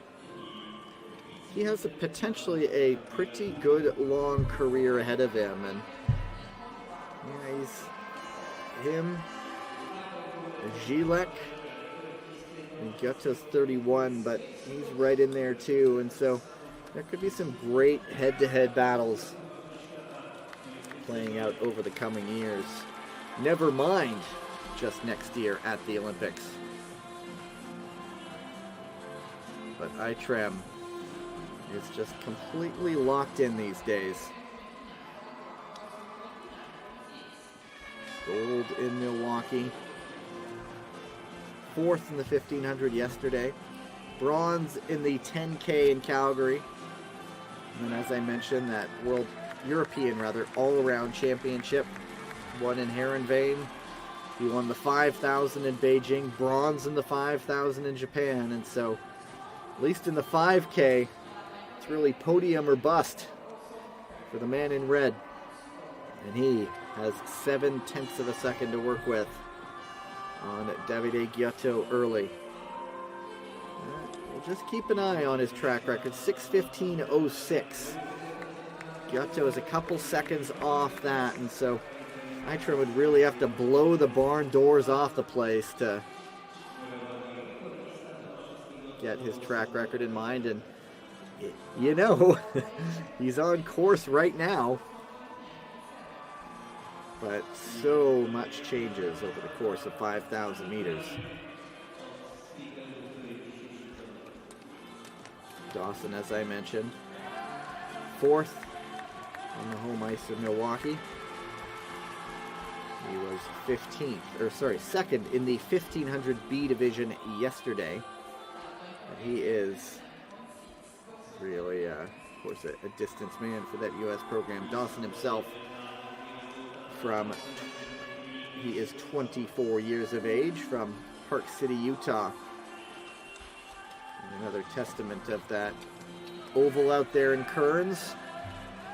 It's just become the place where so many young kids take up the sport. And then also so many people move there for it to become a training base. And I always love sharing Dawson's Olympic odyssey. Not that it was something to be loved for him, but just a testament to his strength, really. 2 weeks before the Winter Olympics, tested positive for COVID-19. Couldn't make the flight to Beijing. No symptoms in Salt Lake, so he kept training, kept testing literally dozens of times. After about 45 tests, Dawson finally got 4 negative tests in a row that allowed him to leave for the Olympics. Landed in Beijing about 12 hours before he was supposed to skate the men's 1500. But some of his luggage then didn't make the trip. So after borrowing some equipment from Latvian skater Harold Silovs, who now actually coaches short track with the Dutch program, he also passed another COVID test, took part in the Olympics in Beijing, finishing in 28th place.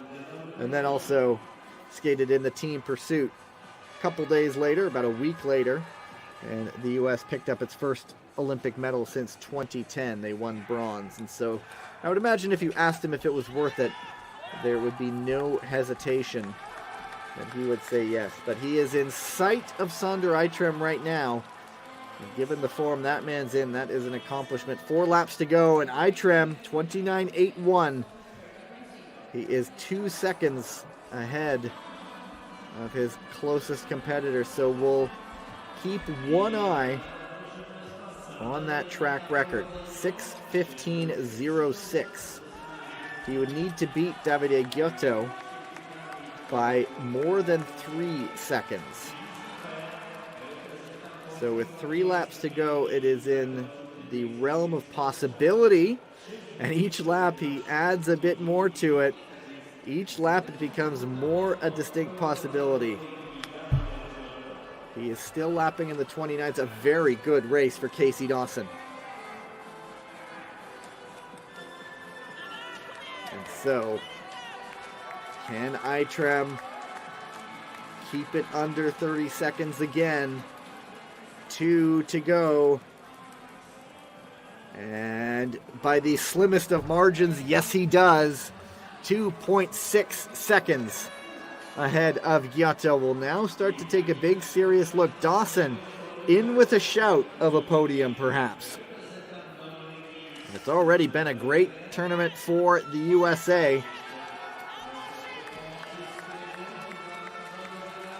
And Eitram will get the bell. Can he keep it under 30 seconds again? Not quite. It's 30 and a half, and so that track record drifting a little bit away from him. Dawson sitting in 5th right now. A lot of it's going to come down to his last lap. But Eitram on course for the top of the leaderboard once again, trying to go back to back.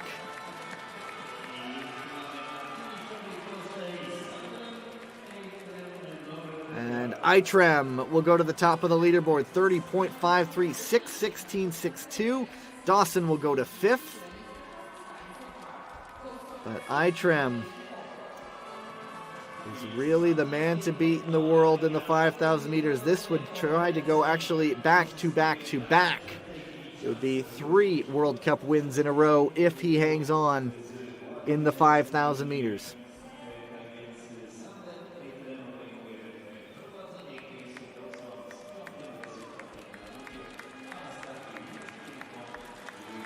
.6:16.62, and so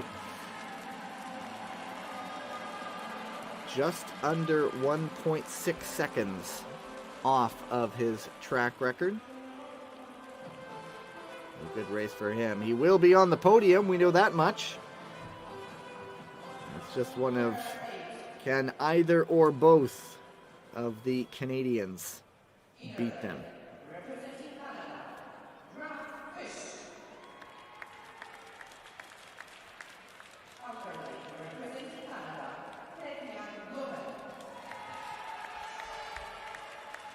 Go to the start.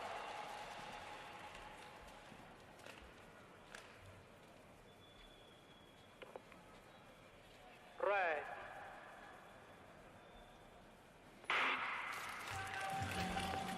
And so Fish and Blumen underway. They were both on the podium at the World Championships almost a year ago, the single distances in Calgary. Since then, Fish has just been on the podium once in international competition. That came at the season opener in Hachinohe City, Japan. That was the Four Continents Championships. Since then, he's just hanging around, and you wonder if the former world record holder in the 10,000 meters will get that consistent breakthrough.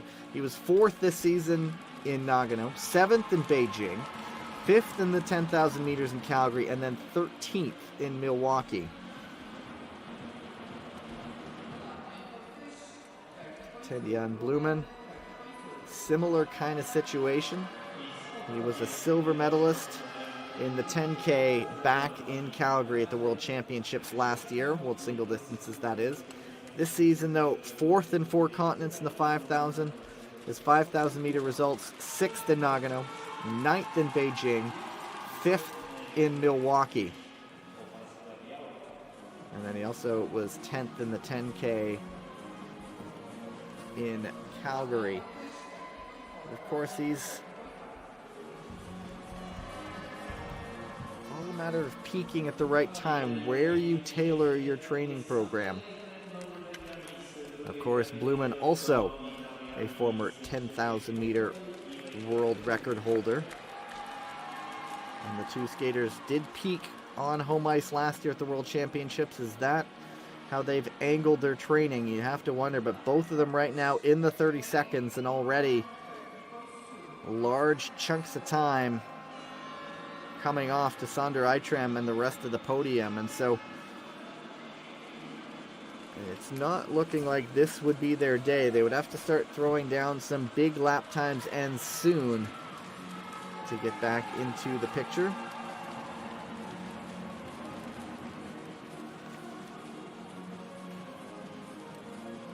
.30.5 second range, and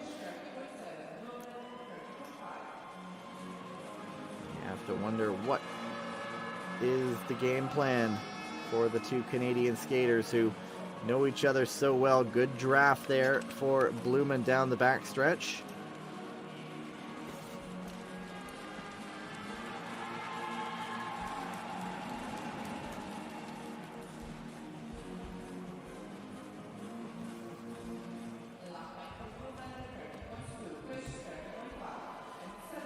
And Blumen ticking down to the 30.2 range. There's about a second and apart between them. Of course, we know Blumen's story, coming over to Canada from Leiderdorp originally in the Netherlands, but he's full on Al Burton, the 38-year-old. And you know, I never want to guess on people's skating careers, but when you're 38, one would have to think an Olympics around your corner could be your last. And I imagine he would want to throw down and have no regrets. Ted-Jan Blumen, of course, the Olympic champion in the 10,000 meters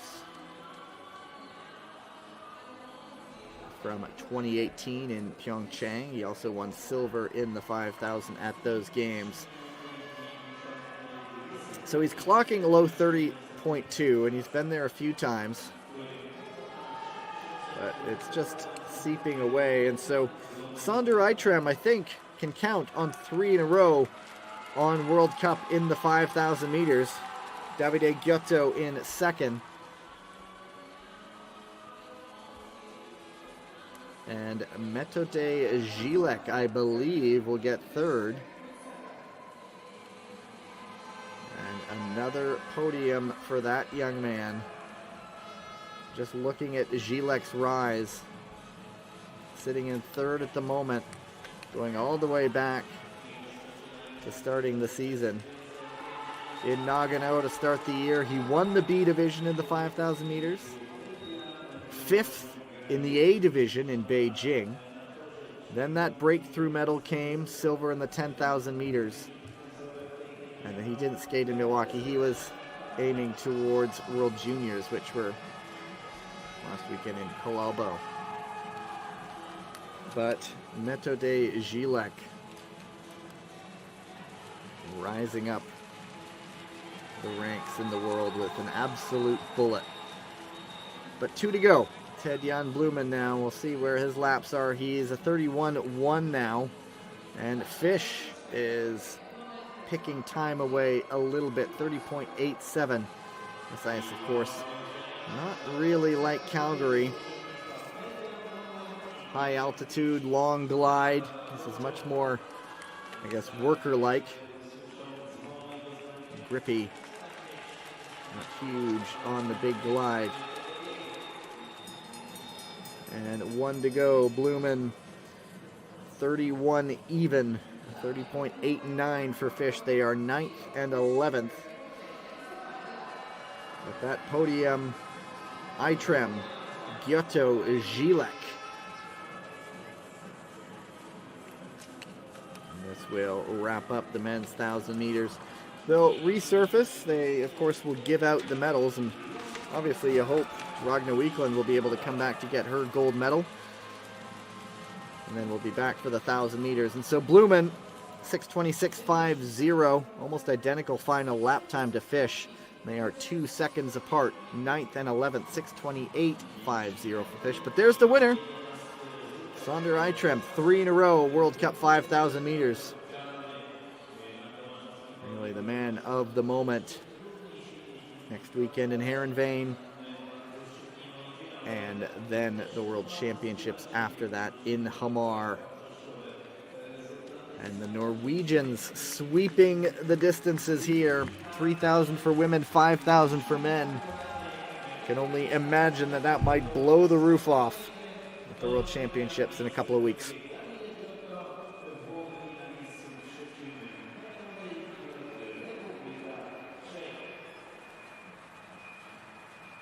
There are the results. So 1.6 seconds the difference. Eitrem 6:12.62. A little bit off his track record. Giotto silver, Gilek bronze. Very creditable 4th place for Timothy Lubino.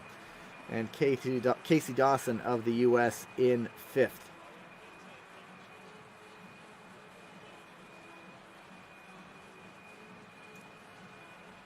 And so you see the ice resurfacing machines are out. They will do a full flood. They will give out the medals for those 2 events that we just saw. And then we will be back in. Let's just give you a ballpark for you watching at home. It's not long. It says about 11 minutes, so we shall see. Either way, I'm going to catch a pause. I'll be back with you on the other side.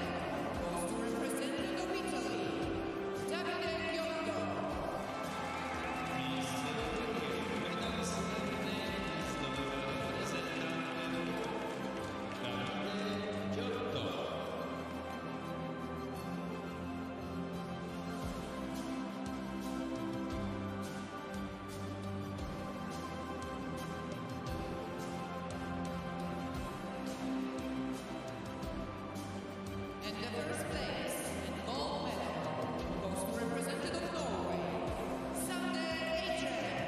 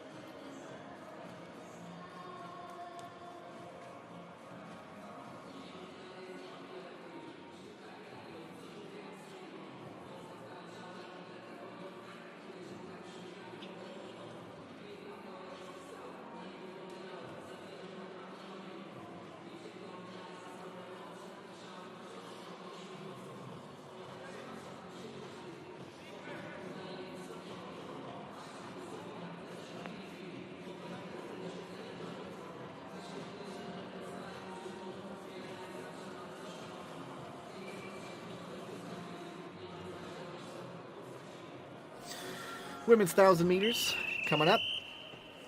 You see the standings coming in. Miho Takagi beaten yesterday in the 1,500 meters. Will be out to get back on top of the standings in the 1,000. You see the pair is Nikola Zdralahova. We just saw her in the 3,000 meters not too long ago. Threw down a pretty creditable result as well. She finished in 8th there, but she will lead things off against Isabel Grevelt of the Netherlands, the 22-year-old out of Alkmaar.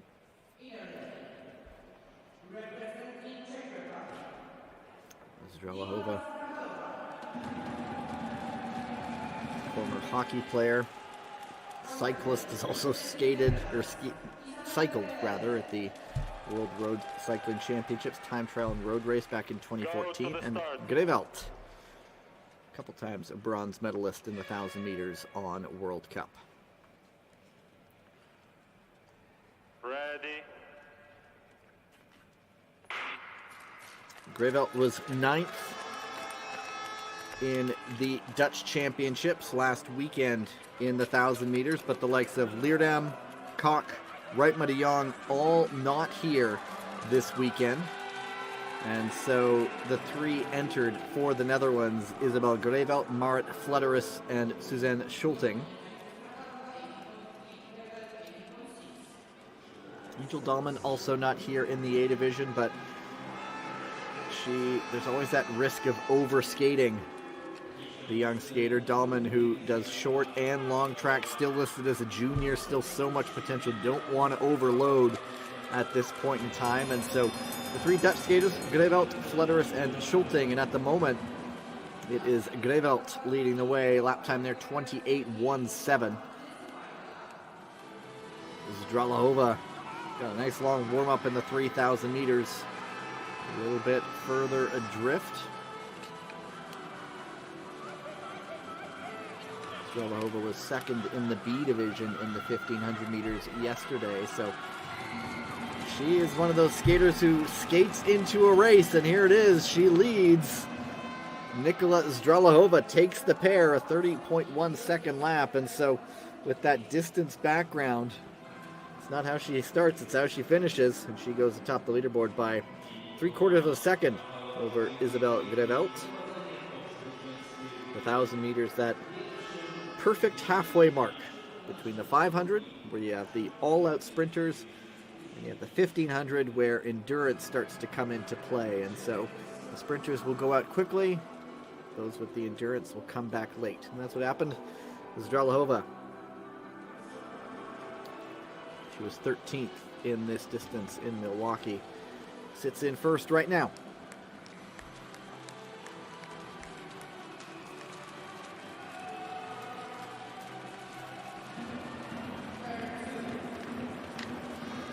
And Ostlander of Germany, Greta Myers. One of the good stories of the year for the United States.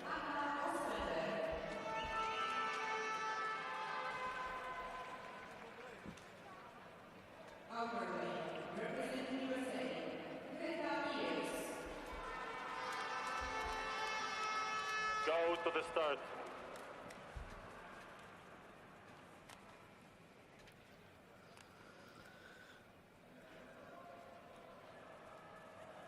Ready. This could be another one of those sprinter versus distance races.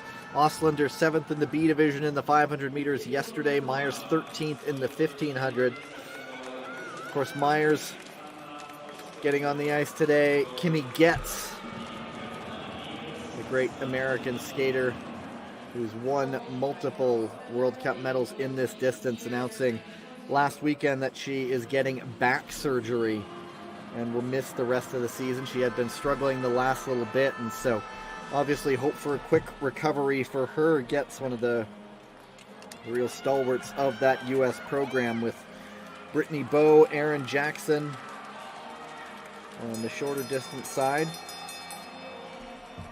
But that's allowed Greta Myers into the race. And so there you have it. Ostlander off to a fast start. Almost 0.4 of a second in the green. Myers now will try to close that bit up.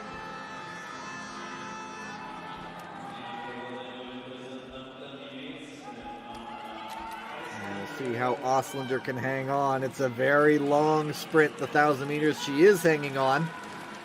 We'll drop the arms, take the pair, and just by 0.5 second, finish in second, and then hit the ice. The legs giving out a little bit. So she's not able to hang on to the lead, and then takes a tumble, but it comes after the finish line. So she's okay. And Zdralahova survives the first challenge.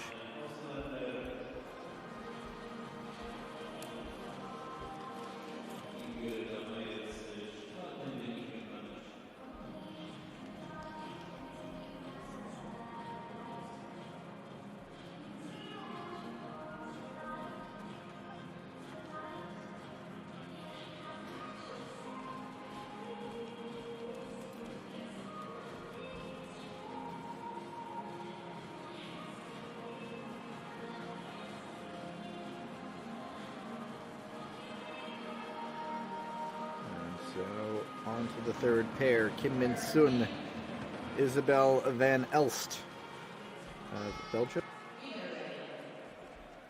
And of course a real 500-meter specialist, but given the 1,000 a go here.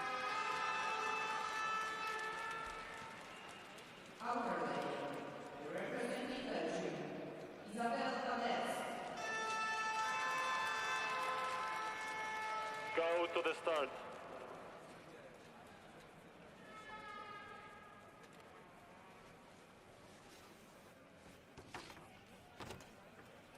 Ready.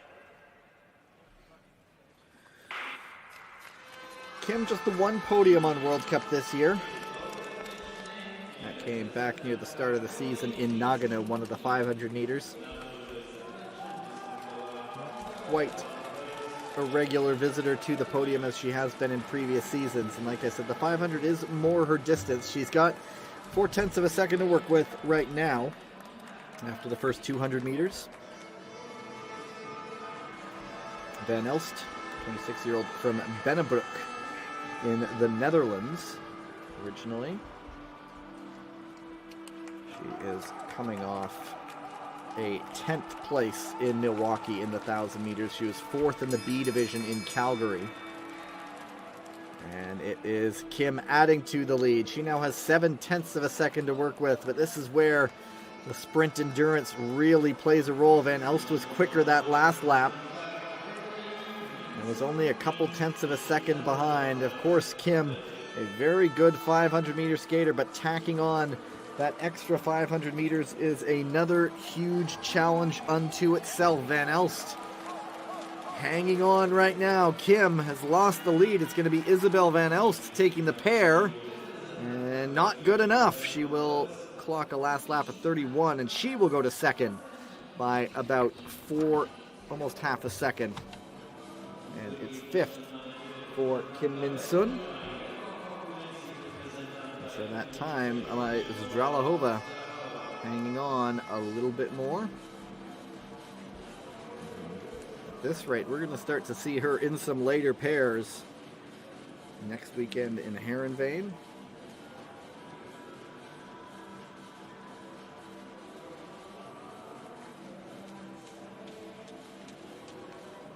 So let's just see. So it's a 1:17.06, the time to beat. Brittany Bowe has the track record, a 1:14.78 set back in 2021. Bowe, who says she's rounding into form, says she's getting closer.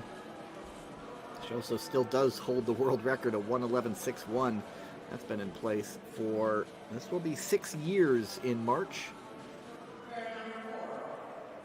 Pair number 4, Nadezhda Morozova and Rio Yamada. Rio Yamada. Morozova, 26-year-old. Her World Cup medals have come in the 1,500 meters. Yamada from Suwa, around the Nagano area.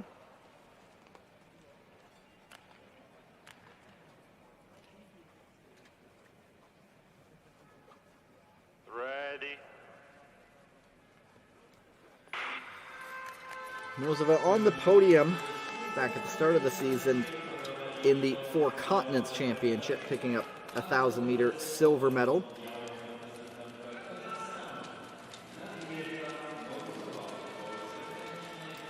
Through 200 meters, it is Yamada leading the way. She does have a bronze medal in the distance in the Four Continents, but that was several years ago, does Yamada, the 27-year-old.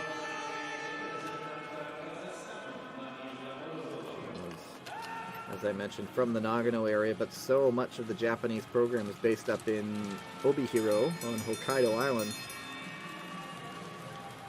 It was nice to see that M wave earlier this season on the World Cup calendar, the legacy of the 1998 games. Yamada, 0.8 of a second to the good. Morozova, about a quarter of a second off the pace.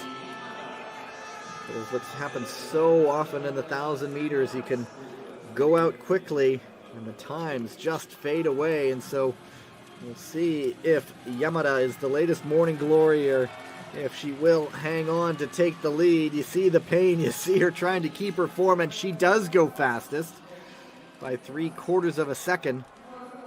1:16.33. So again, 1:16.33. A little over a second and a half off the track record. And so if we're looking for track records, considering who's to come, you know, maybe. But Yamada rather, goes fastest for the moment. Morozova 1:17.99, good enough for 6th place.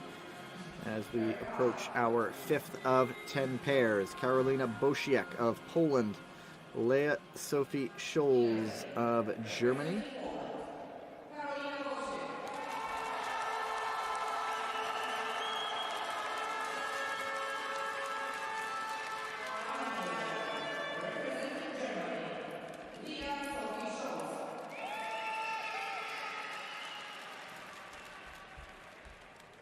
Go to the start.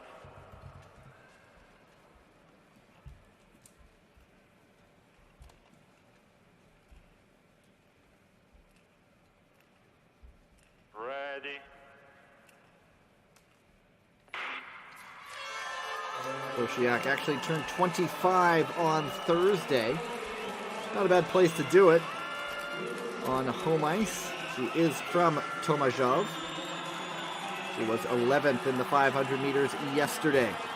Sophie Scholz skated in the 1500 in the B division, finishing 3rd there, and it is Bosiek off to the early lead. She has just over 0.3 of a second. Scholz, you would expect to see her pick things up as it goes along. That good contrast of the 500 skater against the 1500 meter skater, all meeting in the middle. The 1,000 meters at the bell. Bosiek maintains that lead, adds a few hundredths to it. Still lapping quicker than Scholz. Now let's see how Bosiek can do to hold on. I can only imagine how many family and friends come out to watch her when she is from the Tomaszow Mazowiecki area. The pain sets in. You just try to keep that form together. Here comes Bosiek. She slips to 3rd, and Scholz closed up in the end. But she gets 9th, a 1:17.10 and a 1:18.22. And so Yamada stays atop the leaderboard as we enter the second half of the pairings in the women's 1,000 meters. The big names enter the fray now.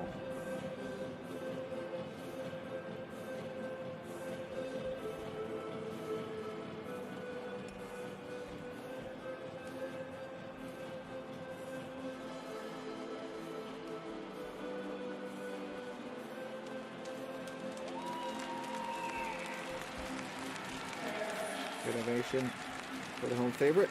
Next pair, Angelika Wojcik, agonizingly close to the podium yesterday in the 500 meters. And Vanessa Herzog, Austrian from Innsbruck on the outer lane. And Wojcik. Looking for that first Polish World Cup gold in Tomaszow. Just came close to it yesterday.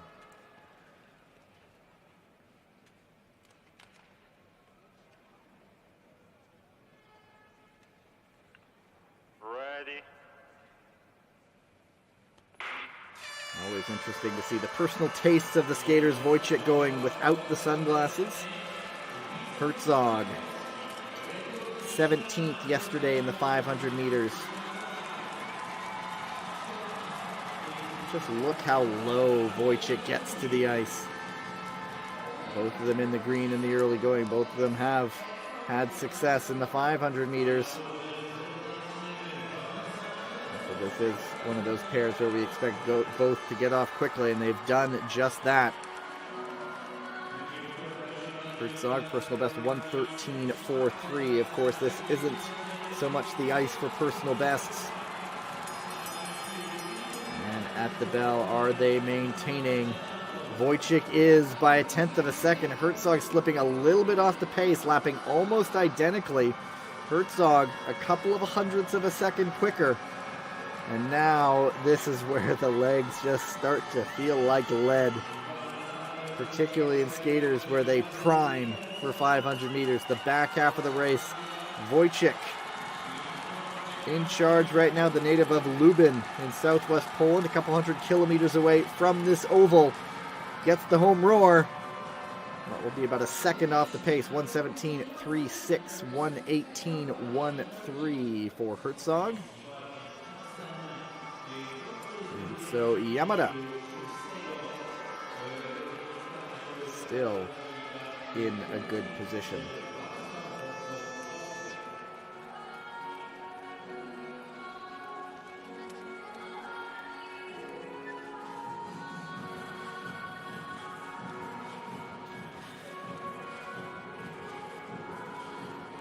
And next pair has Marit Flederis, another one of the Dutch skaters getting a look today with some of their top names being rested. 23-year-old from Sint Nicolasga in northern Netherlands. Beatrice Lemarche, the Canadian, on the outer lane.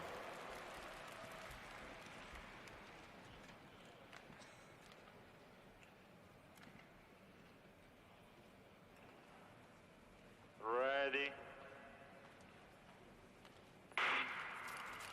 Lemarche mostly this season has done the B division in the 1500 and the 500. The thousands she does in the A division. 17th in Milwaukee, 8th on home ice in Calgary earlier this season. Flederis was 8th in the Dutch Championships in the 1,000 meters a week ago. And both with a very even opening. A couple hundred meters, just a matter of hundredths of a second off the pace. A reminder, no Jutta Leerdam, no Femke Kok, no Antoinette Reitmudde-Young for the Dutch. So there are three entered: Isabel Grevelt, Marit Flederis, and Suzanne Schulting.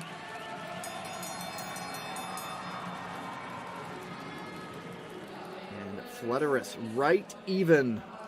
Good lap time there, 27.89.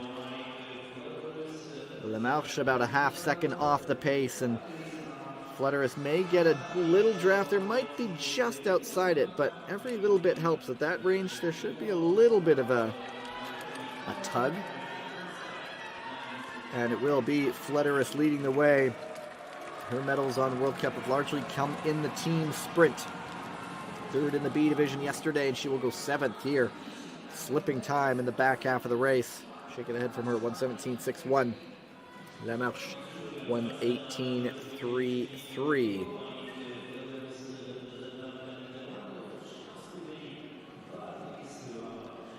Next up, the 8th pair. We'll have another skater who is in her hometown, Natalia Jaberczyk, born in Tomaszow, Mazowiecki. We'll look back at the race between Flederis and Lemarche. 3 pairs to go. And that time by Yamada is still atop the leaderboard, 1:16.33. There you have the next pair, Jabrzyk, 7th yesterday in the 1500, and the great Brittany Bowe, 11th in the 1500 yesterday. The world record holder, the track record holder, is Bowe.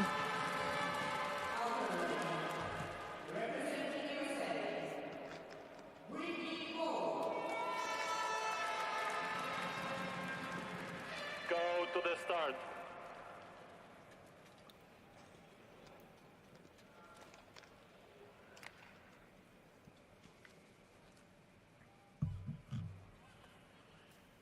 Ready.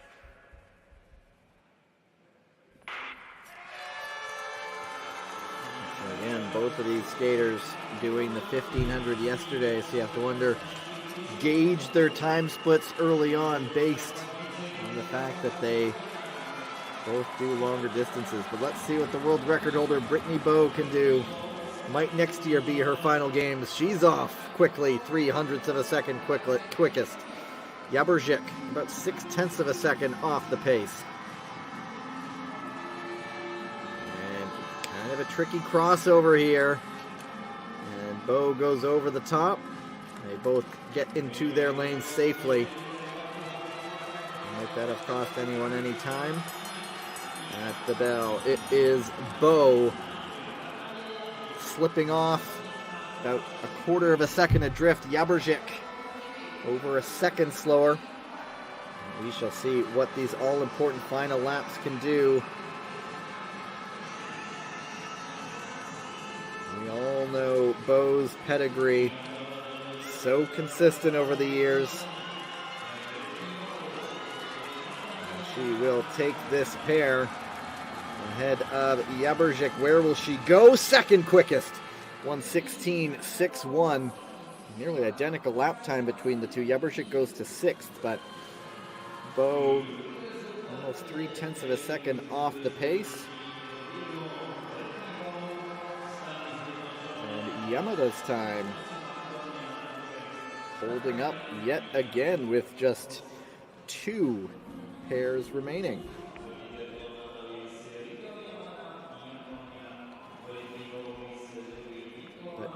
It goes without saying, but I will say it anyway, but the last 2 pairs are skaters who can also throw down some times. But Bowe goes second. 2 pairs to go. And Sato, Hanmei. Sato, her individual medals have come in the 1500 as well. So we will gauge her start based on that. Hanmei, bronze in the 1500 meters yesterday. Go to the start.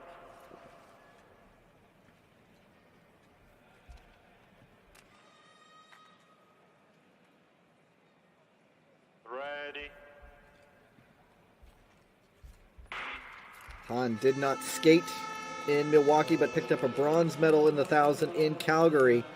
And so I'm sure Yamada is watching this one with great interest. And it will be Sato, one of those skaters from up in Hokkaido. She is from the western part of that island, just near the ocean. You see that Obihito Oval is home for her, but Sato right there through the first time split. It's Han jumping to the front, though. They will both get the bell. Hanmei, 28:07 lap time. Both of them have slipped a little bit off the pace. Han is 0.4 adrift. Sato closer to 0.7. They do have to put in a surge late to close in on the podium. Ryo Yamada. What a result this could be for her. It is Hanmei eyeing the top of the leaderboard. She had a lot of work to do, and she gets it! 1:16.31. Hanmei by 0.02 of a second. Goes fastest. Testament to that time thrown down by Ryo Yamada. Han Mei made to work for it. A good closing lap, as you'd expect from someone who also does the 1,500 meters. So that is the new time to beat, with one pair still to come. And it includes, Miho Takagi.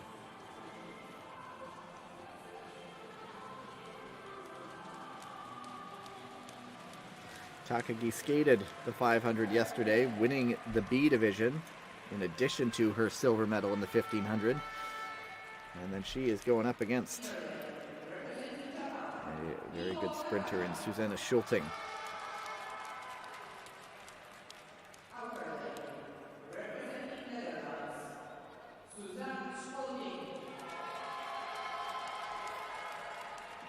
Go to the start.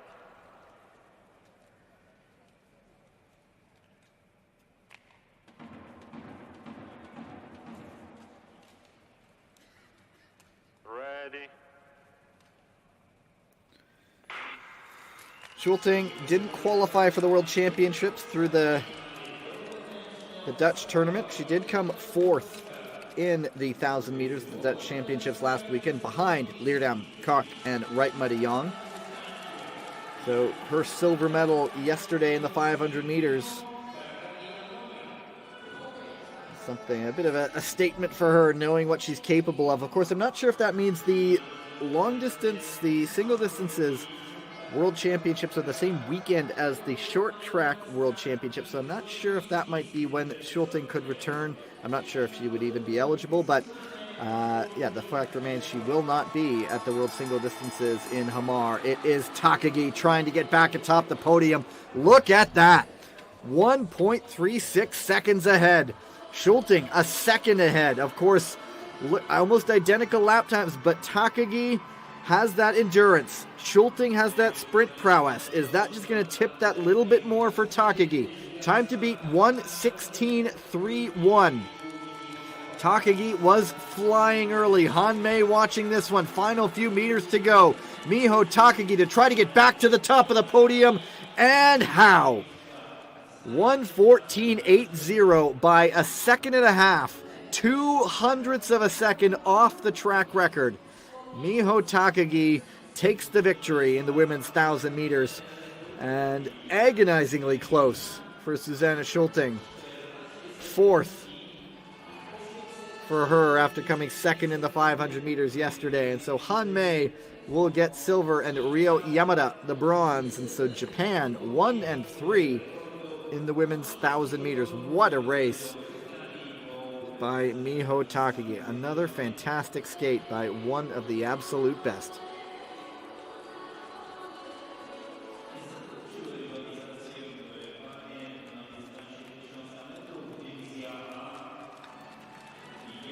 Not sure if that was so close to the track record. And it might be just the time. We'll see. 1:14.80. Still, just 1:14.80. 0.02 of a second off the track record. In 1,000 meters, beating your closest opponent by a second and a half. That is kind of blowing them away. Miho Takagi. Outstanding win for her.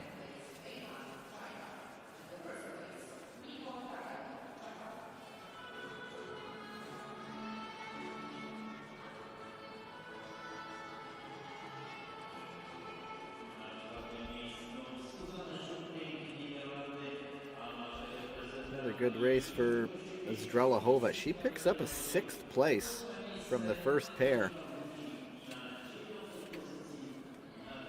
The returning Czech skater. Interesting to see how she builds heading into next season. It's a 16th for Kim Min-sun there. But Takagi without peer in Poland.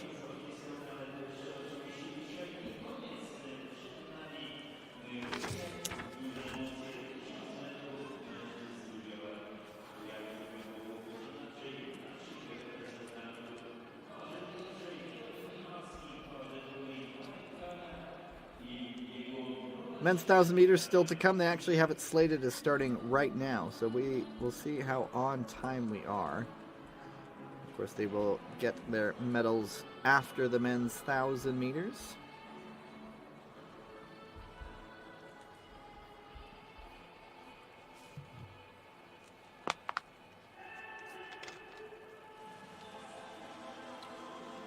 There you have it. Here's the overall results. Their standings in the 1,000 meters. Takagi doing it again. Bo in second, Han Mei in third, and then a glut of Dutch skaters behind that.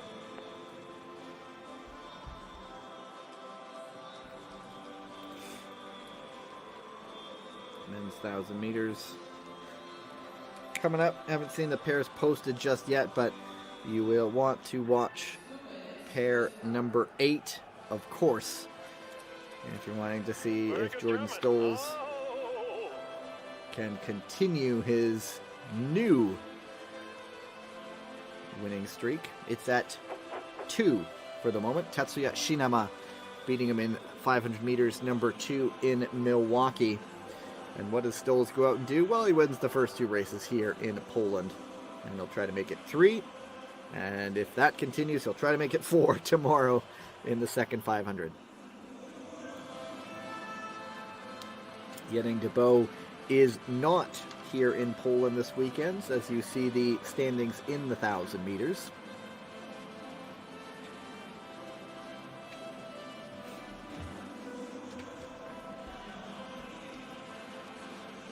And now you have the start lists. Laurent Dubreuil back on the podium yesterday. Silver medal in the 500 meters. Certainly looking back to his best after picking up an injury through the Asian swing. And there you go, pair number 8, Martin Lieb and Jordan Stolz. But we'll get it going. Piotr Michalski of Poland and Kazuya Yamada of Japan.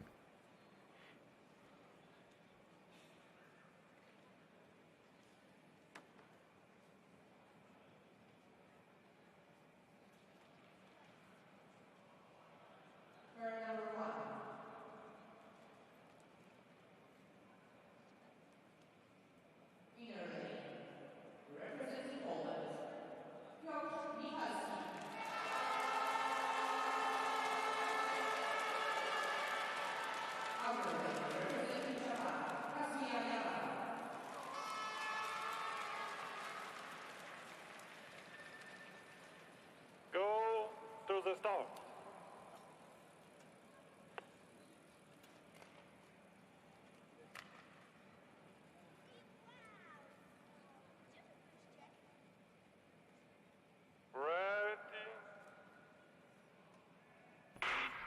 Another of those contrasting races. Michalski did the 500 yesterday, coming in 13th. Yamada did the 1,500 meters, coming in 20th.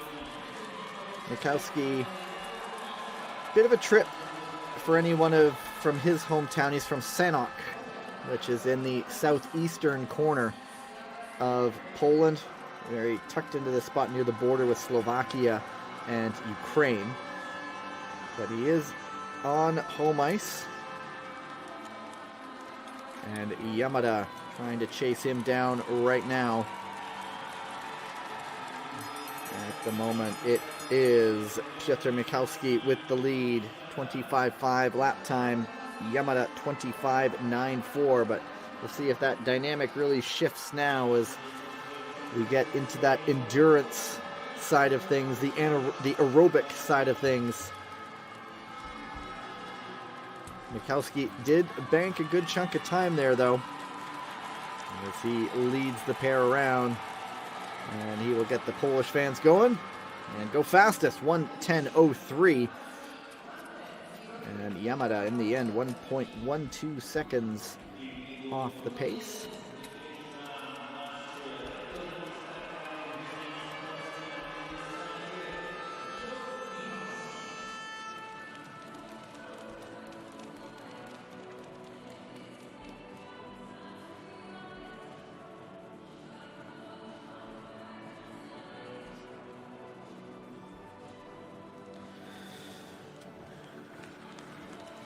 Fans will get another chance to cheer on one of their own.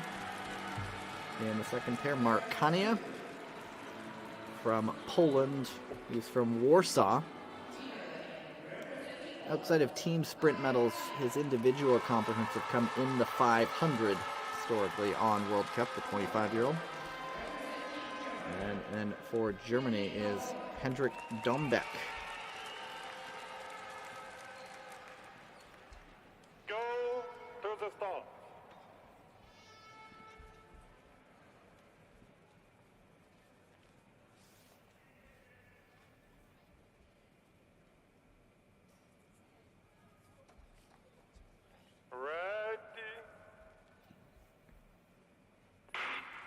Dombeck, busy day yesterday. He did both the 1500 and the 500, both in the B division, 18th in the 500, 4th in the 1500 on the B division side of things. It was a very good result in Milwaukee a week ago. Not a week ago, was it a week ago? A couple weeks ago. In the 1,000 meters, he put up a 6th place in the A division. And so, Mark Kania, Hendrik Dombeck, the 27-year-old, see what he can do this week. See if he can chase back-to-back top 10s in the 1,000 meters. At the moment, it is Kania leading the way. And he will get the bell. We'll see the first full lap time. 25.18 for Kania, 25.62 for Dombeck. And Kania, 0.6 of a second to work with. And again, talking about, he's got a lot of his success in the 500 meters.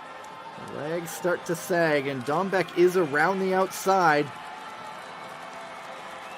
And it is Kania hanging on right now, and he will take the pair, but where will he finish? He will, by half a second, go to the lead.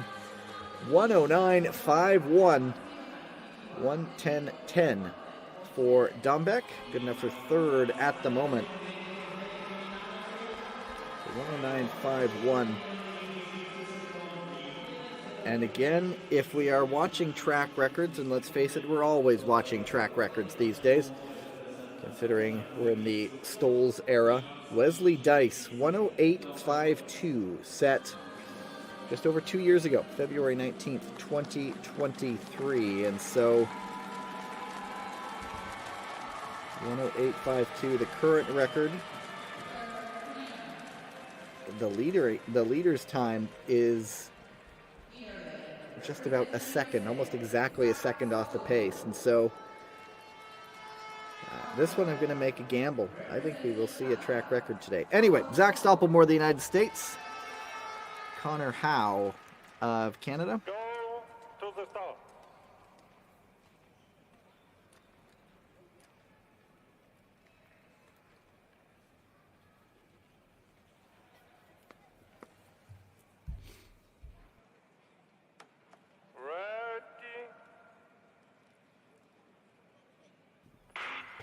Stoppelmoor skated the closing leg of the team sprint where the U.S. put up the world record in Calgary last month.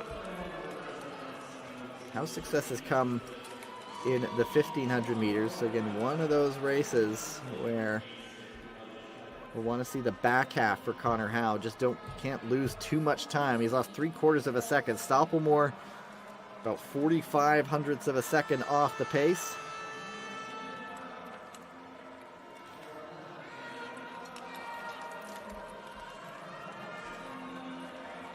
Howe was 7th in the 1,500 meters yesterday. Stoppelmoor 18th in the 500. I imagine he'll go tomorrow as well. And now it's Howe starting to shift. He closed the gap on the last lap. He's 15 hundredths off the pace. And what kind of a last lap will they put in? Howe in the ascendancy. Stoppelmoor, though, will have the inner lane. The grimace from the U.S. sprinter. It is Howe in front right now. It will be the Canadian taking the Battle of North America. He'll go fourth. 110.44. 111.05 for Stoppelmoor. Just over 9/10 back and a second and a half back. And Kania still leading the way through pair number 3.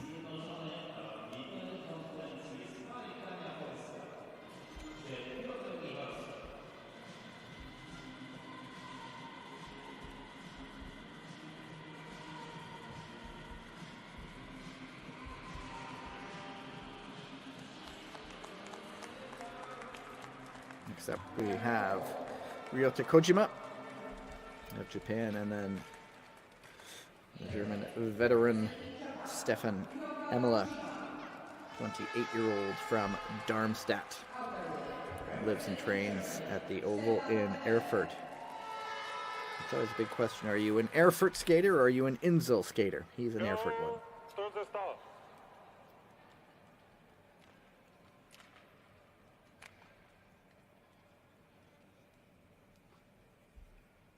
Ready. Emmele, top 10 yesterday in the 1500 meters. Last World Cup, again, Milwaukee, he was 14th, 20th in Calgary. At the moment, though, it is Ryota Kojima with the faster opening 200 meters by about a quarter of a second. Kojima, 13th in the 1500 yesterday, top 10 in Calgary, coming in 9th. So just looking at for the Japanese program, Tetsuya Shinama goes in the 7th pair. Just looking at the lap times. Almost half a second the difference there with Kojima in front, and he'll get to go over the top on the final crossover. And so in a lot of pain, Emmele gritting his teeth. He got a draft, but it's not the kind of draft you want when you're going into the outer lane. And it will be Kojima taking the pair. Going second, 109.63, not too far off the pace.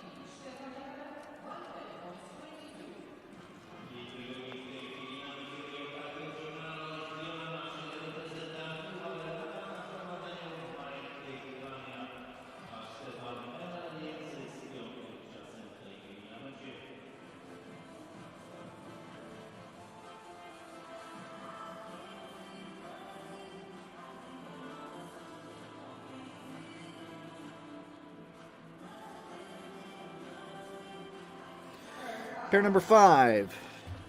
This could be a real challenge coming up. Moritz Klein of Germany, but also Laurent Dubreuil of Canada. Back on the podium yesterday with a silver medal.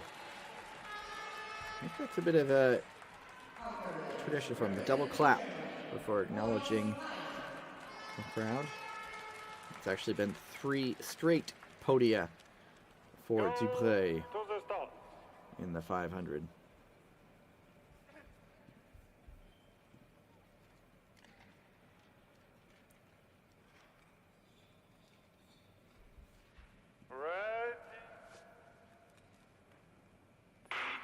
That 1,000-meter endurance, though, still coming back for him, because it was in Beijing that he essentially went out for kind of good Sunday skates just to really just get to the World Cup points, but he was dealing with a groin injury, and so it was to get the points, but he is back. He's getting those 500-meter results. The next sort of step is to get that endurance back up in the sprints. He's off quickly enough there, 0.08 of a second to the good. And Klein a little bit further behind there. The German skater at the bell. How is he maintaining that speed? He's 100th of a second now off the pace. 25.27 lap time for Dubreuil. Klein about 0.8 of a second off the pace. Klein was 14th in the 1500 yesterday, but he did also do the 500, so he's one of those guys who does a bit of everything. 15th in Milwaukee at the last World Cup stop. Now Dubreuil, you can just see, starting to really feel the pain as he brings it to the line. He'll take the pair, he'll slip to third, 109.69, so 28.08 lap time. Klein had the faster lap time, so another step forward for Dubreuil. But Kania still atop the leaderboard.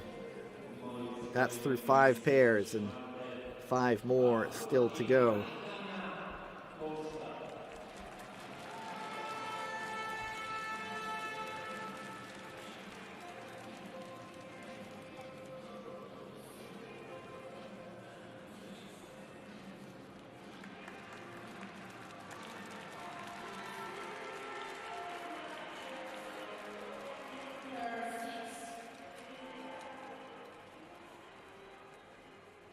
Taiyo Nonomura and Yup Wenemars.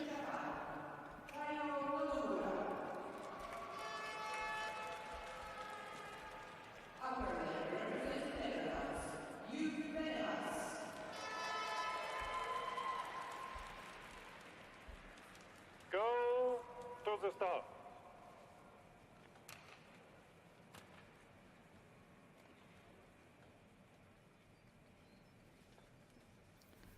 Ready.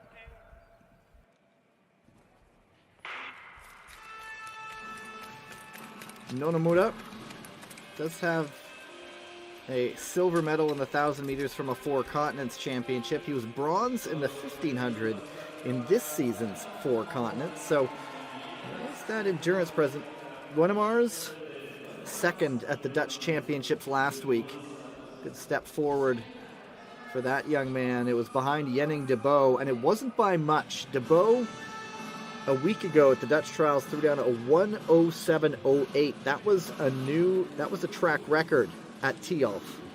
And Wenemars was just 15 hundredths of a second off the pace in a new personal best. So might this be a big leap forward coming from Yup Wenemars?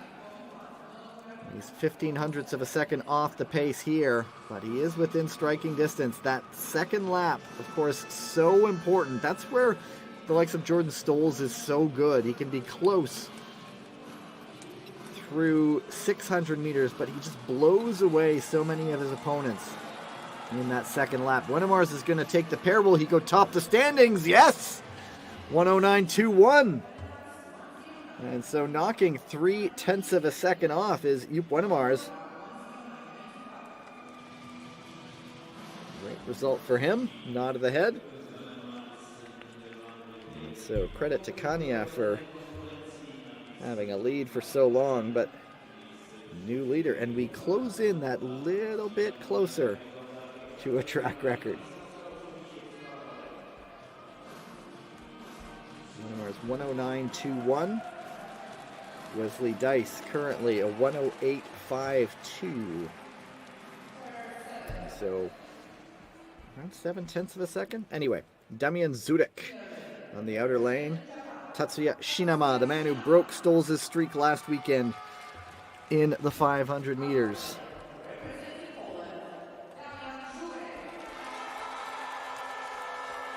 Zurek, man, certainly well within his capacity, getting onto the podium in the 1,000. To the start.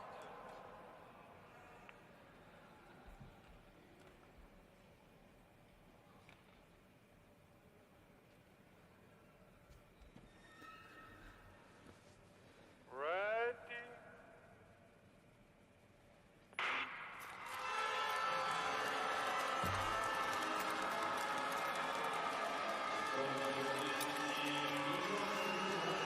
And Shinama. Both of these skaters do have medals from the 500 meters, so we'll see what kind of opening they have. Bang on identical. 16.43 opening 200 meters. So 0.2 of a second to work with. It's not a ton of time when that back lap can be an exercise in agony, but look at that nice draft for Zurek. Zurek was 7th yesterday in the 500. A couple of 4ths in the 500s in Milwaukee. 7th in the 1,000 in Milwaukee. Zurek half a second now. As Shinama perhaps fading a little bit. It's just all agony the rest of the way. And Zurek, what is left in the tank? Some check his stride a little bit coming out of the corner. I wonder how much time that might have cost him. It is Wenemars leading the way right now, and Zurek will miss it by 11 hundredths of a second. Shinama to 14th with a 1:11.40. And so a 28.05 lap time, a solid performance from Zurek, just not able to hang on. That was a good moment getting to skate at home. So Polish skaters 1 and 2 right now.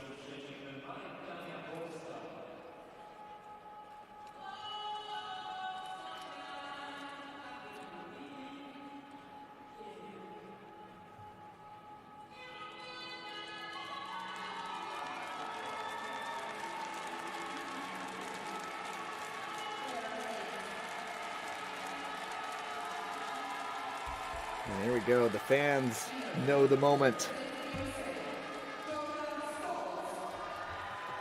This record-breaking skater doing incredible things every time he steps on the ice. Martin Lees of Estonia, the latest to try to challenge him head-to-head. Go to the start.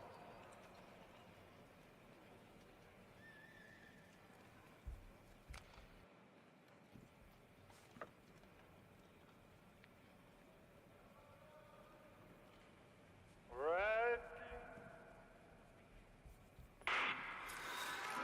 Stoles, in the 1500 meters, he set the track record. That was where he went up against Peter Kongshaug of Norway. And so Stoles has the track record by a matter of a few thousandths of a second.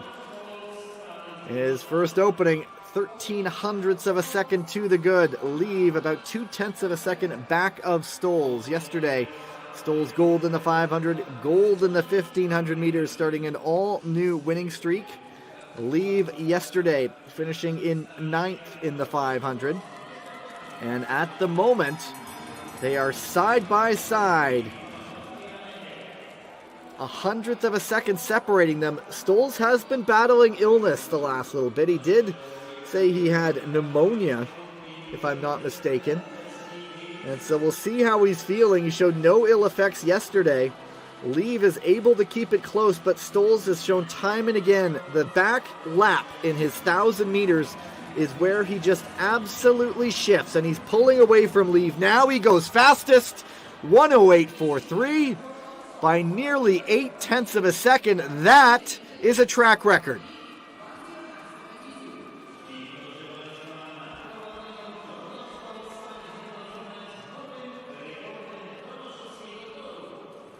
Absolutely incredible by the man from the United States.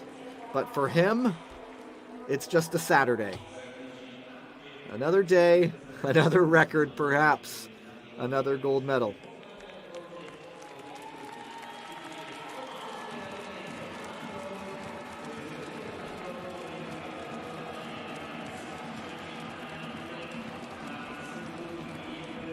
Stoles, who had strep throat and pneumonia, had to use antibiotics after the racing in Milwaukee. Looks fine right there. And it's a tall order for the final two pairs. Let's see what Ning Zhongyan can do. And Kim Min-suk of Hungary on the outer lane. Guys who have had international results aplenty.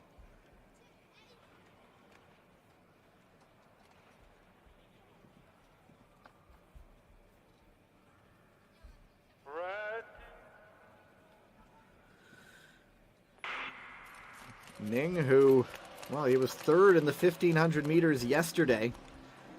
He skipped the stops in Milwaukee. But, yeah, the former world sprint champion, Ning Zhongyan. World Cup classification winner in the 1,000 last year. And already 1400ths of a second off the pace. And so it was a second stellar lap, as always, from Jordan Stoles, but we'll see what they can do in this lap right here. Ning, 1500ths of a second off the pace. At this point, Lee was virtually side by side with Stoles, and he does have 300ths of a second. Now, will that be enough to protect? Stoles just absolutely lay it down on the last lap. Tricky coming out of the corner. Kim Min-suk tucking into the outer lane. So over the top goes Ning, third yesterday in the 1500. All he has to do here is set a track record to top the podium. He was ahead after 600 meters. He's not ahead after 1,000. And so a 1:08.84, just over 4/10 of a second off the pace. Kim Min-suk, 1.84 seconds.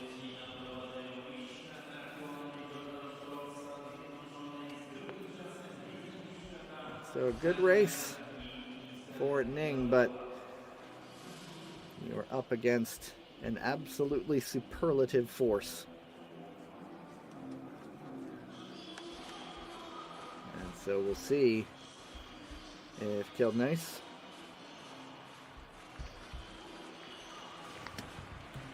and do it for the Dutch.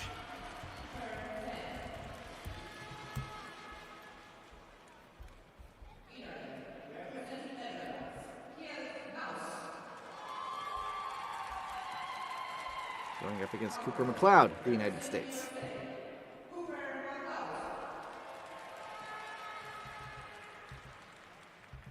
Go to the start.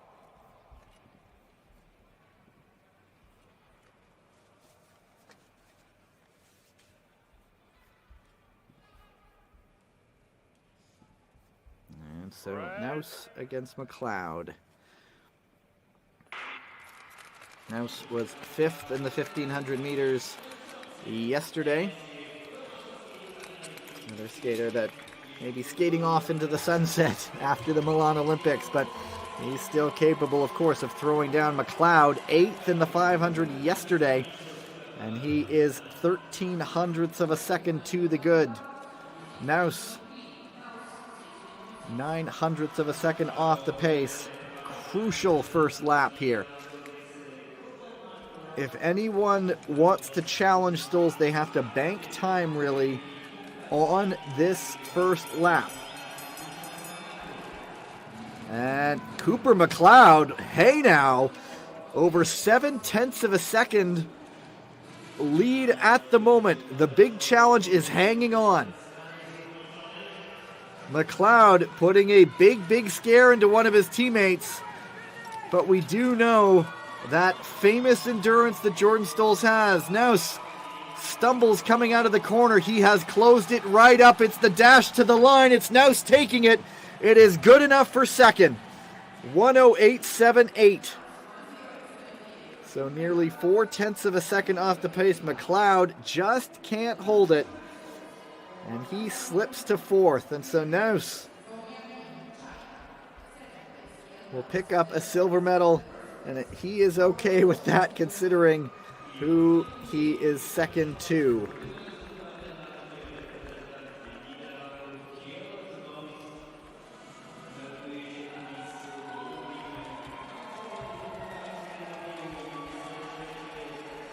Nod of the head, fist pump.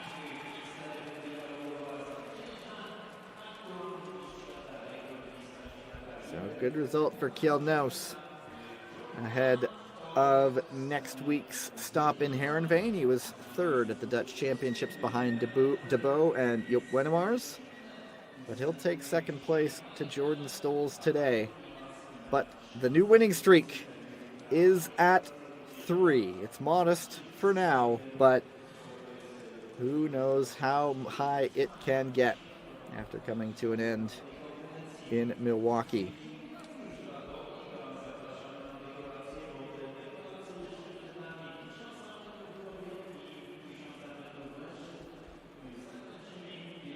Was close. McLeod had 7/10 of a second to work with. And he's just that 500 meter strength. Couldn't quite hang it on. And so Jordan Stolz, another gold medal atop the pile. Track record, nearly 4/10 of a second over Kjeld Naus. And then, just look at that, a matter of hundredths of a second. Agonizingly close for Cooper McLeod. And Joep Wennemars, very good 5th place.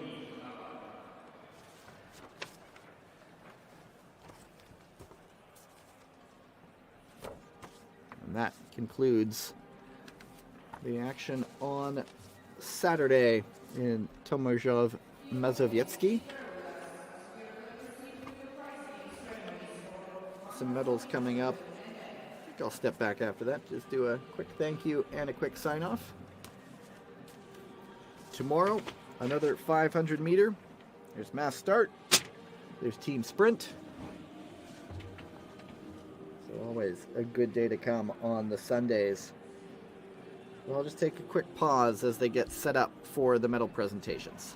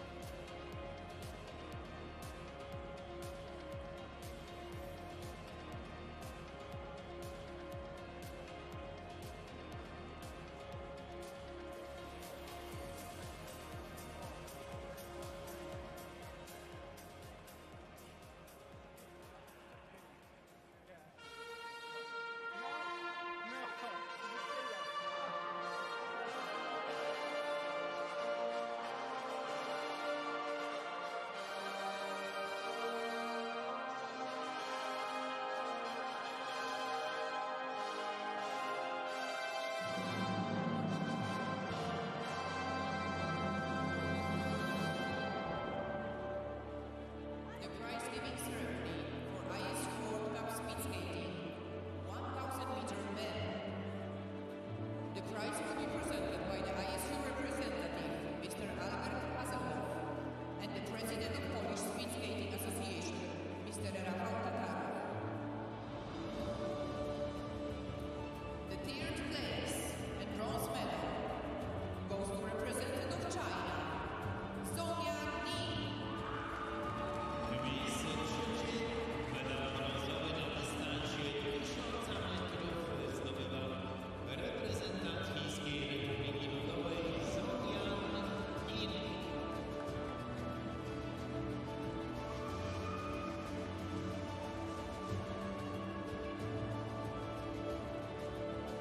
The second place and silver medal goes to representative of the Netherlands, Kjeld Naus. Miejsce drugie, medal srebrny zdobywa reprezentant Niderlandów Kjeld Naus.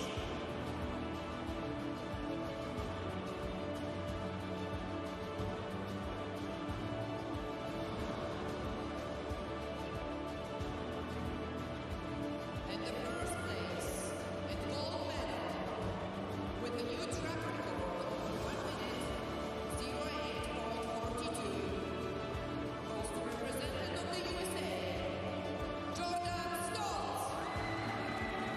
Miejsce pierwsze, medal złoty zdobywa reprezentant Stanów Zjednoczonych Jordan Stoltz, ustanawiający nowy rekord Tomaszowskiego koła.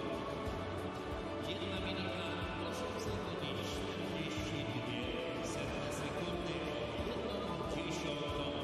Poprawiony został reprezentanta Stanów Zjednoczonych rekord naszego wieku. Medale wręczali statuetki przedstawiciele So the Norwegians take the long distances. Takagi returns to the top, and another track record for Stolz. Not a bad Saturday in Poland. Lots more to come. One more day of competition before the World Cup breaks camp and heads to the Netherlands. Tomorrow, it's the 500s for the second time, team sprint, and mass starts. But that's it for me for today from everybody involved in putting together this production. My name is Gavin Day. Talk to you soon. Goodbye.